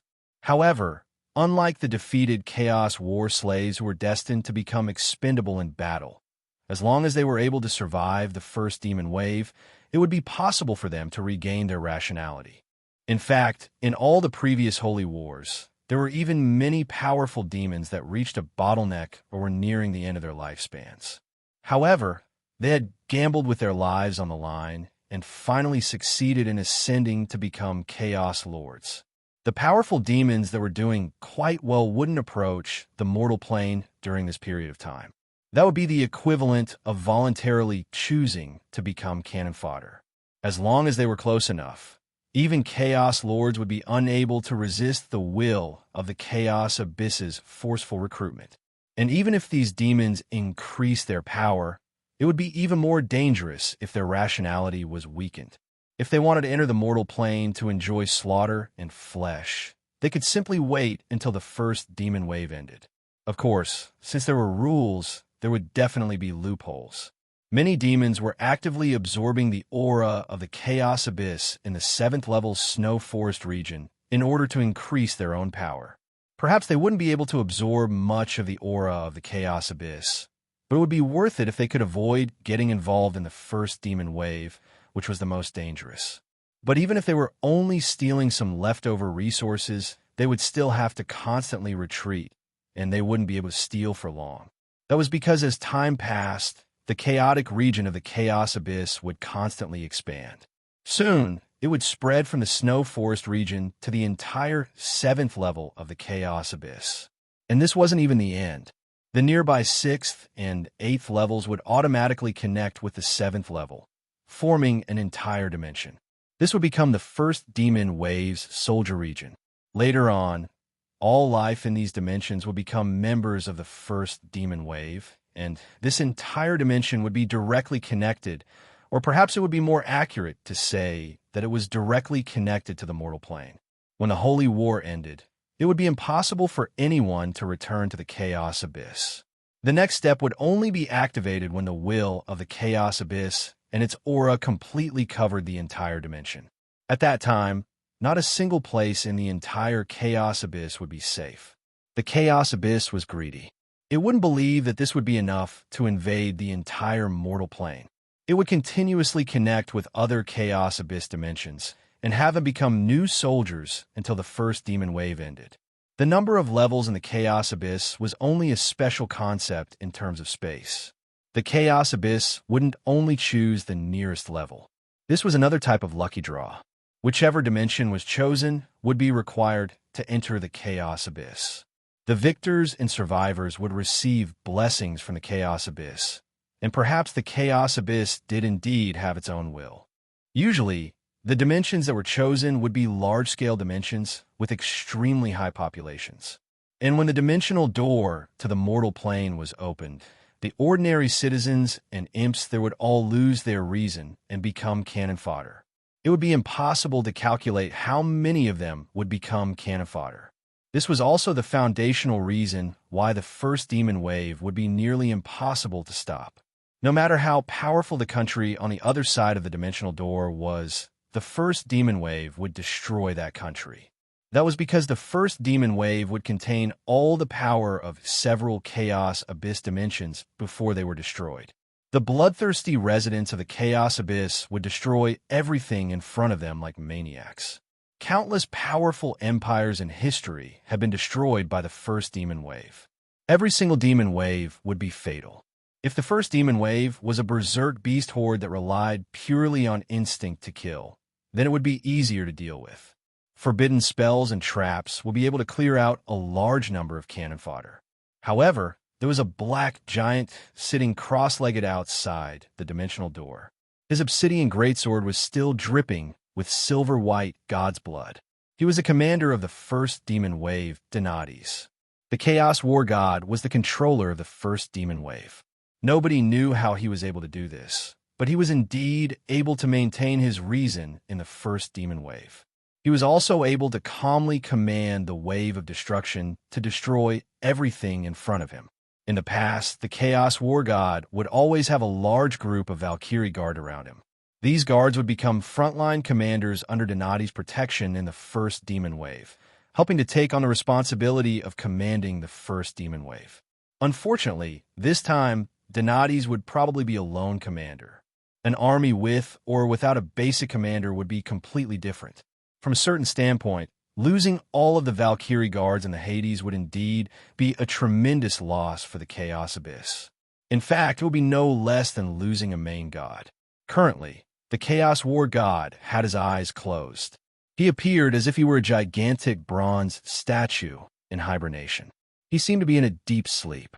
His breathing was as astonishing as thunder. However, none of the demons around him dared to approach him. Any existence with even the slightest bit of power would be able to sense that Donades' power level was slowly increasing within the aura of the Chaos Abyss. Perhaps it would be more accurate to say that Donades had recovered to his peak. In the world of high-level combat strength, everyone knew that the Donades in the first demon wave was the true Chaos War God who could destroy everything. He would tear apart all obstacles, even if they were gods. Chapter 6:26. This situation doesn't seem right, since I was intending to do something during the first demon wave. Gathering information would naturally be my top priority. But when I put together all the information I had gathered, I discovered that the situation was far from good. Something was even more off. The Chaos Abyss had been far too thorough in their actions this time. For the will of the Chaos Abyss, whose ultimate goal was the evolution of species, pure destruction was only a method, not the ultimate goal. Many of its choices would be quite random. And this time, the will of the Chaos Abyss was showing its true evil intentions. The location of the Chaos Abyss's portal had been far too intentional. That was the elves' final shelter. Encountering the first demon wave, there would basically be a massacre. The location of the portal in the Chaos Abyss was also a major problem. It was located in the 7th level of the Chaos Abyss. Normally, this level wouldn't be a big deal, but if one considered the characteristics of the demon wave and the surrounding levels, it would be easy to see the obvious evil intentions of the Chaos Abyss. The 9th to 13th levels of the Chaos Abyss had originally been Demon Marquis Ladvioka's territory. That's right, the territory of the Lord of Putrefaction who had died in the Battle of the Hades. Ladvioka had died, but more than 20 powerful demons had claimed that they were his descendants and that their true bodies had returned. They were currently fighting over this Chaos Abyss Lord's inheritance. But now, there was no need for them to fight. Based on the demon wave's abnormal downward trend, it was likely that the 9th to 13th levels wouldn't be able to escape. And it just so happened that these levels were in a bad situation. During the Battle of the Hades, the Lord of Putrefaction had shown us the frightening power of his hurting plane. His territory was filled with his creations and creatures from other planes. Although he had previously restricted their movements, these dangerous toys had all gone out of control after he died. Currently, these few levels of the Chaos Abyss were quite dangerous. Nobody knew if a seemingly inconspicuous kitten would suddenly transform into a tiger monster that was several hundred meters long.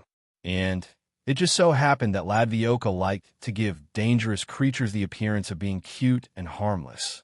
A main god's former territory would definitely be far more dangerous than any ordinary Chaos Abyss. Not to mention, this was the territory of Ladvioka, an expert in raising dangerous creatures. For the elves, this was the worst possible choice. All right, there is no need for everyone to play guessing games now. These creations would probably all be tossed into the mortal plane. Perhaps after a series of survival of the fittest, a few new stars from the Chaos Abyss would appear. However, this would be a nightmare for the elves. After sorting through all this information, even I felt powerless. The so-called strategic arrangement also depended on the strength and number of chess pieces on both sides. This was just like an old king and a warrior playing against the enemy's 10 sets of chess pieces. No matter how I looked at it, it would only result in death. Learn from the Chaos Abyss's operations. Do you really think you can win just by attacking the opponent? It's so realistic that I can't laugh at it. Competing against the Chaos Abyss in terms of combat potential and energy consumption would probably be the most foolish of actions. I didn't even need to give this information to the elves. The elves should have long since started collecting information. This desperate battle situation would probably force them to use up all their combat reserves, but it was likely that they wouldn't be able to last much longer. How much longer? That'll depend on the Chaos Abyss, but at most it won't exceed 10 days. Harloise answered my question as she looked at the map. Ever since she met Dedina, she had been maintaining her human form. She had also become much more serious, and she was even wearing clothes now. Why did this sound so strange? The current situation was quite obvious. The Chaos Abyss was filled with malice towards the elves and wanted to see them all die. As for the will of the Chaos Abyss, it should be your younger brother. Theoretically speaking, this is indeed a possibility. However, we all know that the guidance of fate is always so difficult to understand. Perhaps your guess is a part of fate itself. I was the one who taught you divination, and you've never even passed. Let's get straight to the point. I could only helplessly take a deep breath. Probably, maybe. Fine, he definitely did it. Did he have a grudge against the elves? Of course he did. One of the main culprits behind the Mist Kingdom's destruction was the elves. I had already taken revenge, but Dedina hadn't. Dedina's memory wasn't that bad. Only someone who controlled the will of the Chaos Abyss, or at least a portion of it, would be able to do such a thing. I could still remember the image of Dedina dragging Cynthia into the void. No evidence? Dedina had just beaten up Anslo just 2 days ago. Why else would he injure the main god of the elves? My family's misfortune. As I sighed insincerely, I was constantly trying to guess what Cavendish wanted to do. Perhaps revenge was his goal, but it definitely wouldn't be his ultimate goal. However, I had far too little information right now, so guessing would be meaningless. I should first think about what I needed to do. Did the Northlands send a reply? Yes, they'll do as you say. They should be able to make it in time. We agreed to board the airship in Sindel. They'll go pick up the Silver Elves first, which will be 2 days late. If they can arrive on time by the day after tomorrow, they'll probably arrive at the Moonwheel capital in 1 week. The Silver Elves heading to the Northlands were still quite far away from the Northlands. Renee's Borealis fleet was also on the way, so I decided to have her pick up the Silver Elves. Are you ready to establish the Northlands? Keep everything simple.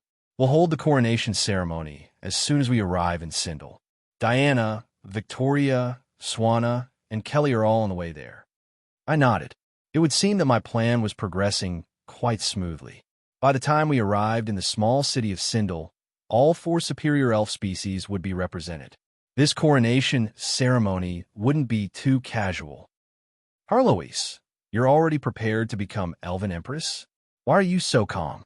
Because it all happened so quickly, I'm a little numb to it. That's right, the coronation ceremony and the establishment of the Northlands Elven Empire. Although I was already intending to help the elves, how to help them was still a problem. Since the Northlands elves already had hopes of establishing their own Elven Empire, it wouldn't be impossible to establish an Elven Empire. This wouldn't be the first Elven Empire in the Mist Alliance. If we supported the Northlands elves as ordinary human allies, we would be nothing more than a guest army. That would be nothing more than cannon fodder. In that case, rather than inexplicably helping the elves for free, it would obviously be better to help the Elven branch as the rightful ruler of the Elven Empire. Not only would this be more in line with righteousness, it would also be much more convenient in practical terms. From the information I had already obtained, it was obvious that directly fighting against the demon wave would be the equivalent of suicide. And if we wanted to organize a retreat, we would likely need to fight for the authority of leadership, which would result in a conflict with the ruler of Moonwheel City. At that time, Elven Empress Harloise would lead the 4 superior elves to suppress the false ruler. I was truly looking forward to it. Even if we were helping the Northlands in their hour of need, we would also be taking advantage of their misfortune. Our assistance wouldn't be for free. We would be using the rightful ruler of the elves in exchange. What? You don't recognize Empress Harloise and the Northlands Elven Empire? Fine, we'll immediately leave. At that time, either their species would be wiped out or their country would be destroyed. I was truly looking forward to this scene. However, this was actually nothing more than a cover, because no matter which option they chose, I wouldn't give up on my authority. That was because I knew very well that compared to an undefeatable god, having a useless ally would be far more fatal. If that useless ally had the right to command you, it would be no different from suicide. Stop talking about your younger brother. You're just as petty. Aren't you looking forward to it? Of course Harloise was looking forward to it. She would be able to return to the elves as Empress Harloise, and she would also be able to punish the traitors as her ruler. This would make her so excited that she wouldn't be able to sleep at night. If this had been in the past, she wouldn't have even thought about it. But now that the 3 god equipment that symbolized royal authority had appeared, and the Northlands just happened to have gathered 4 superior elf leaders, Harloise truly felt like she was fated to return. I was even looking forward to seeing the superior elves' expressions when the Fairies Intelligence Organization announced Empress Harloise's return. It would definitely be quite complex. Everything that we were doing now actually had a high level of political meaning. When the Moon Elves had gone overboard, the Northlands Elven Empire and Empress Harloise hadn't just watched as the traitors were destroyed by the demon wave. Instead, they had even volunteered to help the Moon Elves. In that case, no matter what happened next, this meant that Empress Harloise had no intention of going after the Moon Elves. When considering the elves' terrible past, a magnanimous and powerful empress would be far more likely to be recognized by all the elves. Meanwhile, the Northlands elves, the Northlands Mist Alliance, and the Hades gods would all become Empress Harloise's support. This would be her true strength in fighting for royal authority. The result of this rescue operation would be her first accomplishment. How well she did would directly affect how stable her rightful crown would be. Don't underestimate this crown. Countless elves viewed it as the most supreme existence in their hearts. As long as Harloise obtained this crown, countless elven arcanists, druil, and rangers would voluntarily join her side. From a long-term perspective, no amount of royal authority could compare to this false reputation. In order to deal with the demon wave, the new Borealis had brought along the Mist Alliance's elites. The Northland's elves had also brought their strongest lineup. However, this still wouldn't be enough. In order to fight against the demon wave, which was capable of destroying everything in its path, it would be the stupidest and most suicidal attempt. Even if one could fight against the demon wave for a single day and kill 10,000 demons, would one be able to fight against the entire holy war and kill off all the demons in the chaos abyss? It would be impossible to calculate how long the demon wave would last. That was because every time the demon wave descended, the demon wave would be reduced to rubble. Only chaos demons would remain there. I felt that as long as the will of the chaos abyss commanded the demon wave, there would likely be an endless amount of cannon fodder. In the end, the demon wave's main goal would be to migrate and retreat. 4 mega empires are working together. The other countries will probably give us some face. I hope so.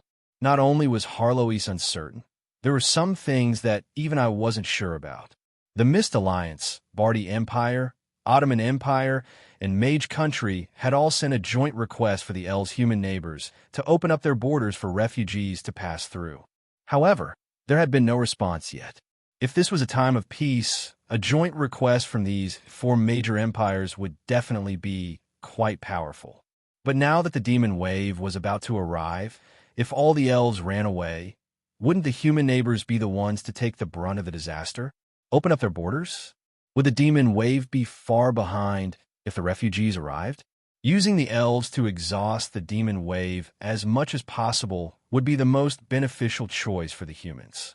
Since the destruction of a country was imminent, what would the other major empires' casual diplomatic requests count for?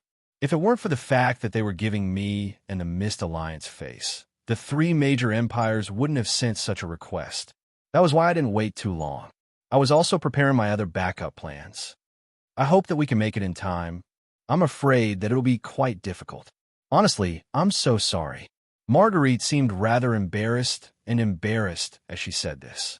As for the reason, I also think that it'll be quite difficult. It's best that we don't be overly optimistic. Adam added as he took big bites of his rice ball. No matter how I looked at him, he seemed just like a traveling backpacker. You still have the cheek to say such a thing. Didn't you say that you knew the way? I felt that I was incredibly foolish to have allowed a bastard like Adam to lead the way. Where are we now? Did we take the wrong teleportation portal? Which level of the chaos abyss was this barren desert? I looked up at the 3 moons above me and speechlessly asked the heavens, just where exactly was this place? We're lost at such a time? Does the heavens want the moon elves to die? No matter how I look at it, this seems like a man-made disaster. Did you really not intentionally allow him to lead the way?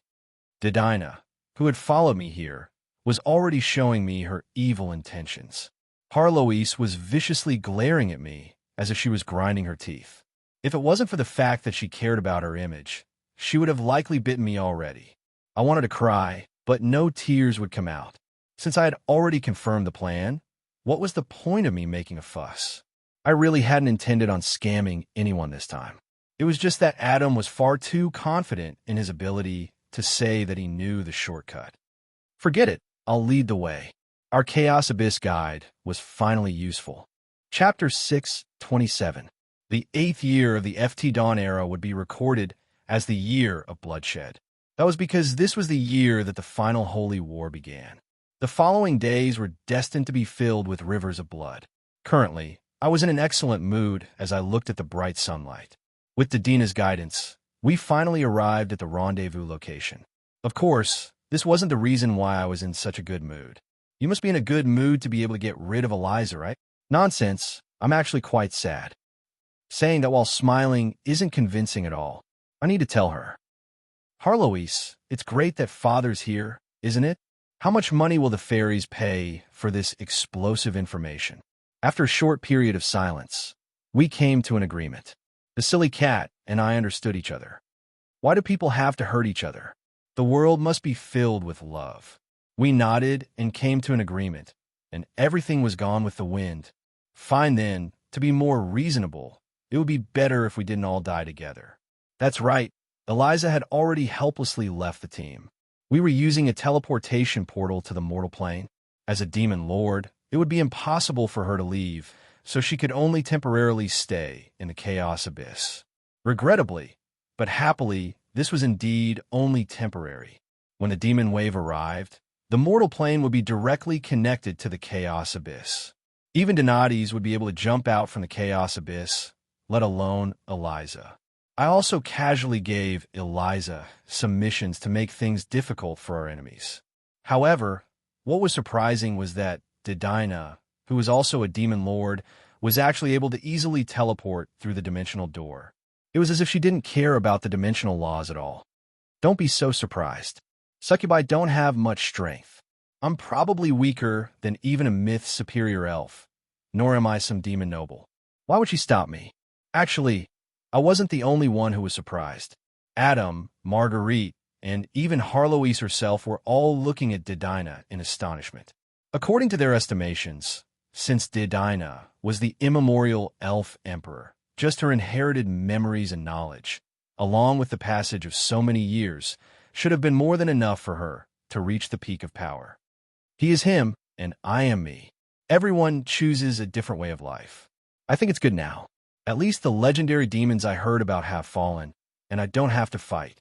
I'm still alive. The reincarnation of a hero might not necessarily be a hero.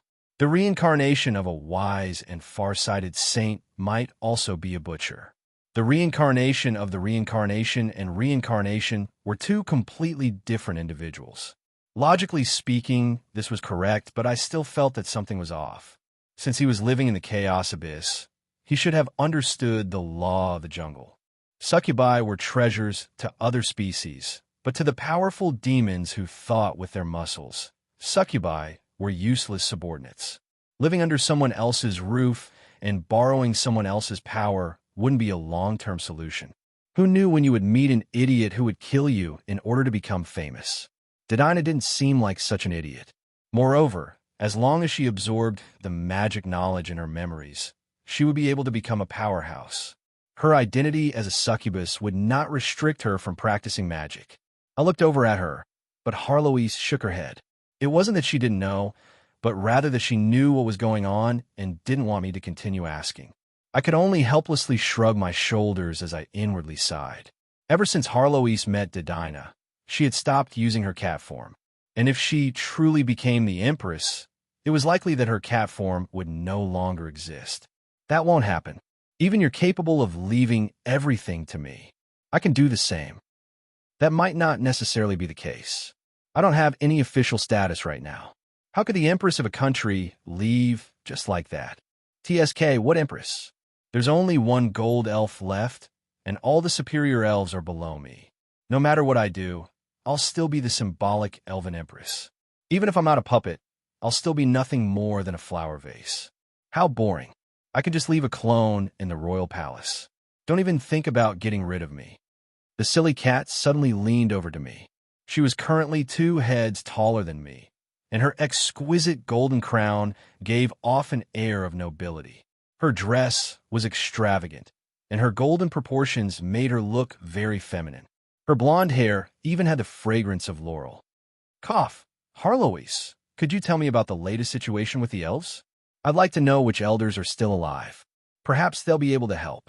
Harloise instantly had a bitter expression. How dare you tell your father that the gold elves were already finished? You were such an unfilial child. You deserved it. You deserve to be single for the rest of your life. Little Red's retorts were always so difficult to understand. Right now, she had transformed back into her Little Red dragon form. However, compared to her previous 1-meter-long infant dragon form, she was now roughly 3 meters long. Little Red had actually gained the most from this short trip to the Chaos Abyss. At her level, it would be incredibly difficult to improve any further. Although Little Red's power level seemed to have regressed for a short period of time, this was basically a change in her species' bloodline. This would greatly increase the upper limits of her combat strength. This was something that would be incredibly difficult to improve no matter how much she cultivated. In a way, this was the same as me changing my bloodline. It was just that Little Red's growth speed was much faster. I had originally come to the Chaos Abyss in search of power. Although my power level had greatly improved, I hadn't made any progress on the four most important magic swords apart from accumulating a bunch of fate points. Tisk, even if I have fate points, I can't exchange them for blueprints and materials. System, you're so useless. System, the god of order's abilities were limited. All she could exchange for were equivalent items through karma, items that already existed. For me, who was already forging a new path, her fate points would be of limited help. The Holy War was about to begin. The four magic swords were only half complete, and I was still far from reaching semi-god rank. Although I acted like I didn't care, I was actually quite anxious. Semi-god rank wouldn't only increase my power level. If I reached semi-god rank in the upcoming demon wave, I would be able to use a mega powerful trump card. This would be a foundational change. If I just smoothly created a myth-ranked weapon and forcefully reached semi-god rank, not only would there be endless problems, I would also be quite unwilling to accept it. It's not wrong to say that you're always making mistakes in the dark. Death and ice are both the power of chaos. There's an old veteran demon in the Chaos Abyss, the Elven Empress, who's the rightful successor of the Chaos Elven Empire.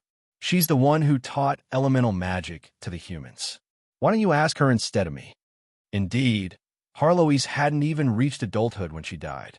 It was only after she was revived that she began to work hard at learning magic and mastering her own power. Logically speaking, she was no match for her ancestors, but for some reason, ever since I learned of Harloi's true identity, I felt rather awkward when looking at Dedina. Besides, since you've already asked that bastard to help you ask Aloyo for something, just relax and wait. I'm quite confident in him. I was quite confident in him as well, but I was even more confident that he would go overboard. He wouldn't be Beifong if he didn't end up doing something intolerable in the end. Don't even mention it. The sacred lake where the elves were born is still being polluted. I don't even dare to admit that I know him. Otherwise, all the elves will fight me to the death. Lake Ardell was a holy land controlled by the Silver Elves. Legend had it that the Mother Goddess had created the first elves, but now, a certain Beast King was causing trouble in the lake, polluting the water and affecting countless divine beasts. This was the foundational reason why Beifong was no longer able to stay in the mortal plane. Currently, the Moonwheel Capital's High Priestess Cecilia was having a similar problem. She hated that legendary Beast King to the bone. Damned bastard, damned bastard. How am I supposed to explain this to the others? Cecilia was currently riding on a unicorn. Her holy priestess attire was eye-catching. She was also in the prime of her youth, but she had an expression filled with shame. As more and more aura of the Chaos Abyss leaked out from the dimensional cracks, the Moonwheel Capital's citizens became more and more panicked. But today, they finally received some reassurance. The Silver Elves' reinforcements had arrived. Not only did they bring large numbers of elite Silver Elf Knight and Air Knight, they also brought large numbers of nature divine beasts. These were all the elven gods' favored children. They were truly powerful combat strength. Deer, elephant, bear, and so on. These nature divine beasts usually had the appearance of natural beasts, but they were even more holy and beautiful. They also possessed powerful strength bestowed by the heavens. In the past, only the most devout elves would be allowed to enter the sacred lake to receive divine blessings. Only then would they be able to see these holy and beautiful nature divine beasts. Now that they saw these nature divine beasts in their own city, the elves were naturally overjoyed and their morale was greatly boosted. Everywhere these nature divine beasts passed by, lush green grass would appear like a carpet. No matter what season it was, flowers would naturally bloom. The beautiful nature divine beasts gave off a natural glow. Just seeing them would make people feel reassured. However, Mommy, why are those nature divine beast bellies so big? Are they going to give birth to little beasts? I can go see. Before a young elf could finish speaking, his frightened mother covered his mouth. This was a fact that everyone pretended not to see. How could he say it out loud? Asterisk plop. Asterisk, a certain high priestess with good hearing fell off her horse onto a unicorn. Chapter 628. The 8th year of the Dawn Era was destined to be difficult. Astonishing news kept appearing one after another. However, The most popular news right before the demon wave arrived was rather surprising. The wood spirits have begun selling new products, dusk fruits and dawn fruits. Each fruit costs 500 justice points, and each fruit is worth 5 years of life. Each person can only exchange for 5 fruits at most. From a certain standpoint, it was no wonder that this advertisement stole the headlines. When time became a commodity, it would truly be a priceless treasure. There had always been legends about treasures of time like the spring of youth, elven tears, and so on. I had even seen the real thing before. However, mass-producing treasures of time was something that was rather incomprehensible. The advertisement also explained the restrictions. The dusk fruits could be eaten as many times as one wanted, and it would be fine even if one ate them until the end of one's lifespan. However, the dawn fruits could only be eaten at most 5 times. Otherwise, one's physical body would collapse, and it was highly likely that one would suddenly die. Still, this was more than enough to make all the rulers go crazy. 5 fruits of life that were worth 5 years each meant that one's lifespan would be extended by 25 years. This was at least 1/3 of an ordinary person's lifespan. For a ruler, this was an extension of the peak of their lifespan. It would also be an opportunity for them to receive supreme glory and be evaluated in history, the right to lead a country during the Holy War. With the current exchange rate, 500 justice points was roughly equivalent to the price of killing 5 legend-ranked demons. An adventuring team with an average gold rank would be able to obtain 500 justice points after working hard on several major battlefields for a year. Compared to the lifespan that could be obtained, it actually wasn't that expensive. In fact, it was ridiculously cheap. For a time, the exchange rate between justice points and ordinary gold coins reached an all-time high. 500 justice points would be enough to exchange for a noble title in a small or medium-sized kingdom. Even so, justice points were still priceless. I had just arrived at the meeting place, but when I saw this piece of news, I actually laughed out loud. You finally succeeded? What a timely reign. As previously mentioned, the Wood Spirits Forest of Dreams was a land of dreams that granted them the authority to create. However, the Wood Spirit creations were limited to fruits and plants, and they could only provide buffs or debuffs to the creatures that consumed them. Previously, the Wood Spirit's most popular and expensive product was their fruits that permanently increased basic stats.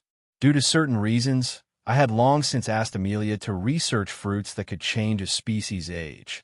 Amelia also provided me with the theory of cell division, the relationship between lifespan, hormones, and the pituitary gland, and many other unproven theories. Anyways, in her forest of dreams, thoughts could change reality. As long as these unproven theories were self-justifying, it was possible that they could become research theories. Although it sounded ridiculous, this was indeed the research method of many idealistic mages. They were quite skilled at creating something out of nothing. However, the end product of this fruit definitely wouldn't be the same as the advertisement. I had seen far too many treasures that could forcefully extend one's lifespan, and none of them would cause one's physical body to collapse. However, it was true that no ordinary person with a short lifespan had ever obtained immortality. That was because the aging of one's spirit was far more hopeless than the aging of one's physical body. If one's spirit became too old, their soul and physical body would begin rejecting each other. In the end, their physical body and soul would become separated, and they would either become immobile zombies or living ghosts that could leave their bodies at any moment. In fairy tales, even those emperors that went through so much trouble to find the elixir of immortality had never had good endings. That was why the advertisement of only being able to extend one's lifespan by 25 years wasn't a complete lie. 20 years was a generation. For the first 20 years of one's lifespan, one's values and basic knowledge would be set. Their soul would also be in a stable state. If one continued to progress further, it was likely that all sorts of problems would occur. Actually, forcefully extending one's lifespan by 20 years was something that even great drool, great alchemists, and great priests could do. Quite a few people had done so, but those who went too far suffered retribution. Of course, Even the most troublesome problem of extending one's physical body's lifespan could be solved as long as one didn't care about the price. The simplest solution would be to have the kings cultivate martial arts and magic to a certain level, so that their soul and physical body would have a high and stable connection. That would naturally solve the problem. However, when considering that making everyone undying would mean breaking the cycle of reincarnation, even if there wouldn't be any additional problems, it would mean that the balance of resources in the world of He would be broken. Not a single wise person would do such a thing. A dusk fruit that can increase one's age? Your illness can be cured? Harlow's smile was filled with evil intent. She even glanced down at my lower body as she spoke. Damn, what was the meaning of this? Damn, this wasn't developed for me, so I don't care at all. It's true. Hey, why are all of you looking at me like that? I really didn't develop this for myself. Everyone's sympathetic gazes made me furious. This time, I had truly been wrongly accused. All right, everyone knows that you only developed this for the sake of growing taller. I could only helplessly ask the heavens. I hadn't developed this for the sake of growing taller. The time bracelet was far more useful than any kind of shoes. Tui, I wasn't wearing any shoes to increase my height. I didn't need them at all. Forget it. I'll just tell you directly. This is for the Dawn children. Perhaps it's a bit like pulling up a seedling to help it grow, but it's far more useful than letting the seedling rot in the bone. Many of the Valkyrie reincarnations who were born with knowledge had already displayed their talents and obtained the glorious title of Dawn children. However, a child who was no more than 7 years old would always have a natural shortcoming. Even if the child's knowledge could keep up, the child's courage wouldn't be able to keep up. Even if the child's personality could keep up, the child's appearance wouldn't be able to convince everyone. The Dawn fruit and dusk fruit that I had developed this time were all prepared for the Dawn children. In my opinion, rather than having the Dawn children powerlessly spend their childhood, considering the current situation in the mortal plane, it was likely that their childhood would be filled with bloodshed. It would be better to have the Dawn children be able to control their own fates. The Dawn fruit was nothing more than an extra to attract attention. Although items that could extend one's lifespan were precious, they could still be found on the market every few years. However, there had never been any items that could increase one's age. Nobody would want to die early. However, the Dawn fruit was a necessity in my original plan. The human Dawn children would be able to use the Dawn fruit after a few years of hard work. Elves, dwarves, dragons. Would you expect a young elf child to use a sword dance? Would you expect a young dragon that was no larger than a puppy to cast a forbidden spell? I had previously considered undead magic's curse of aging, but I later discovered that curse of aging used negative energy to forcefully age the physical body. This would permanently damage both the physical body and the soul. Logically speaking, all undead magic would be out of the question. In the future, I would still need to look for the nature faction. I didn't really have many choices in the nature faction, so I finally left this matter to Amelia's 7 virtues.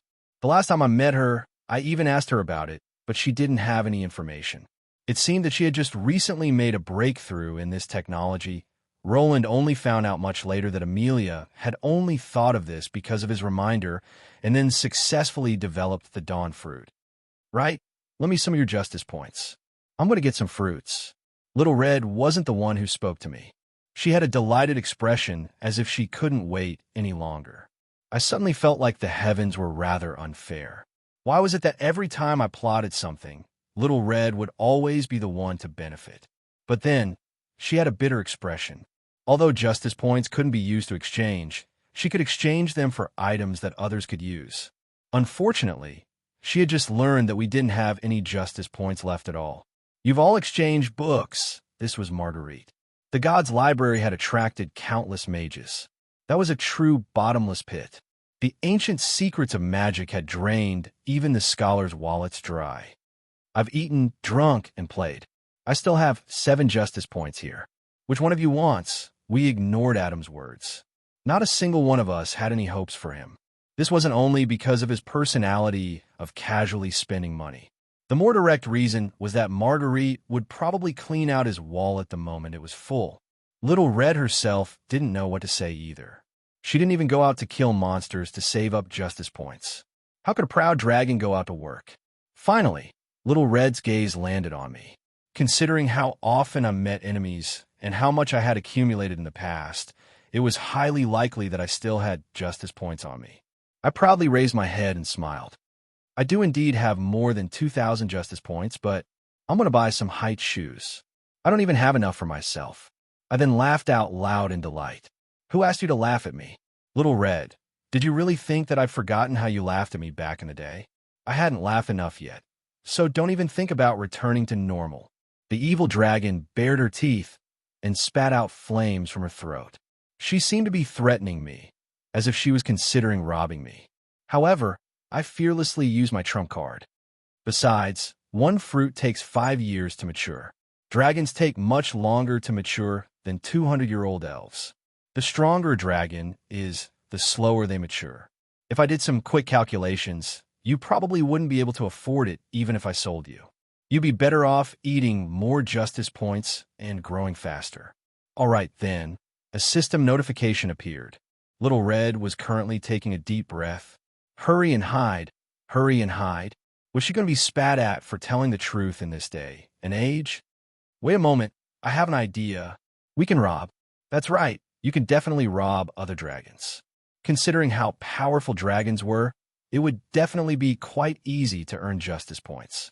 However, based on my understanding of red dragons, but as far as I know, those guys haven't gone out to earn justice points. Even if they need justice points, they'll just wait to rob us. Are you an idiot? You're the Dragon Queen. You're ordering them to earn justice points so that you can rob them. Just as we were planning our grand plan to earn justice points, an unexpected voice spoke up behind us. Actually, I still have some justice points that my demon agent earned in the mortal plane. The person who spoke up was actually Dedina. The demon lord Dedina actually had justice points from the mortal plane. Even demons are starting to help people level up and buy justice points.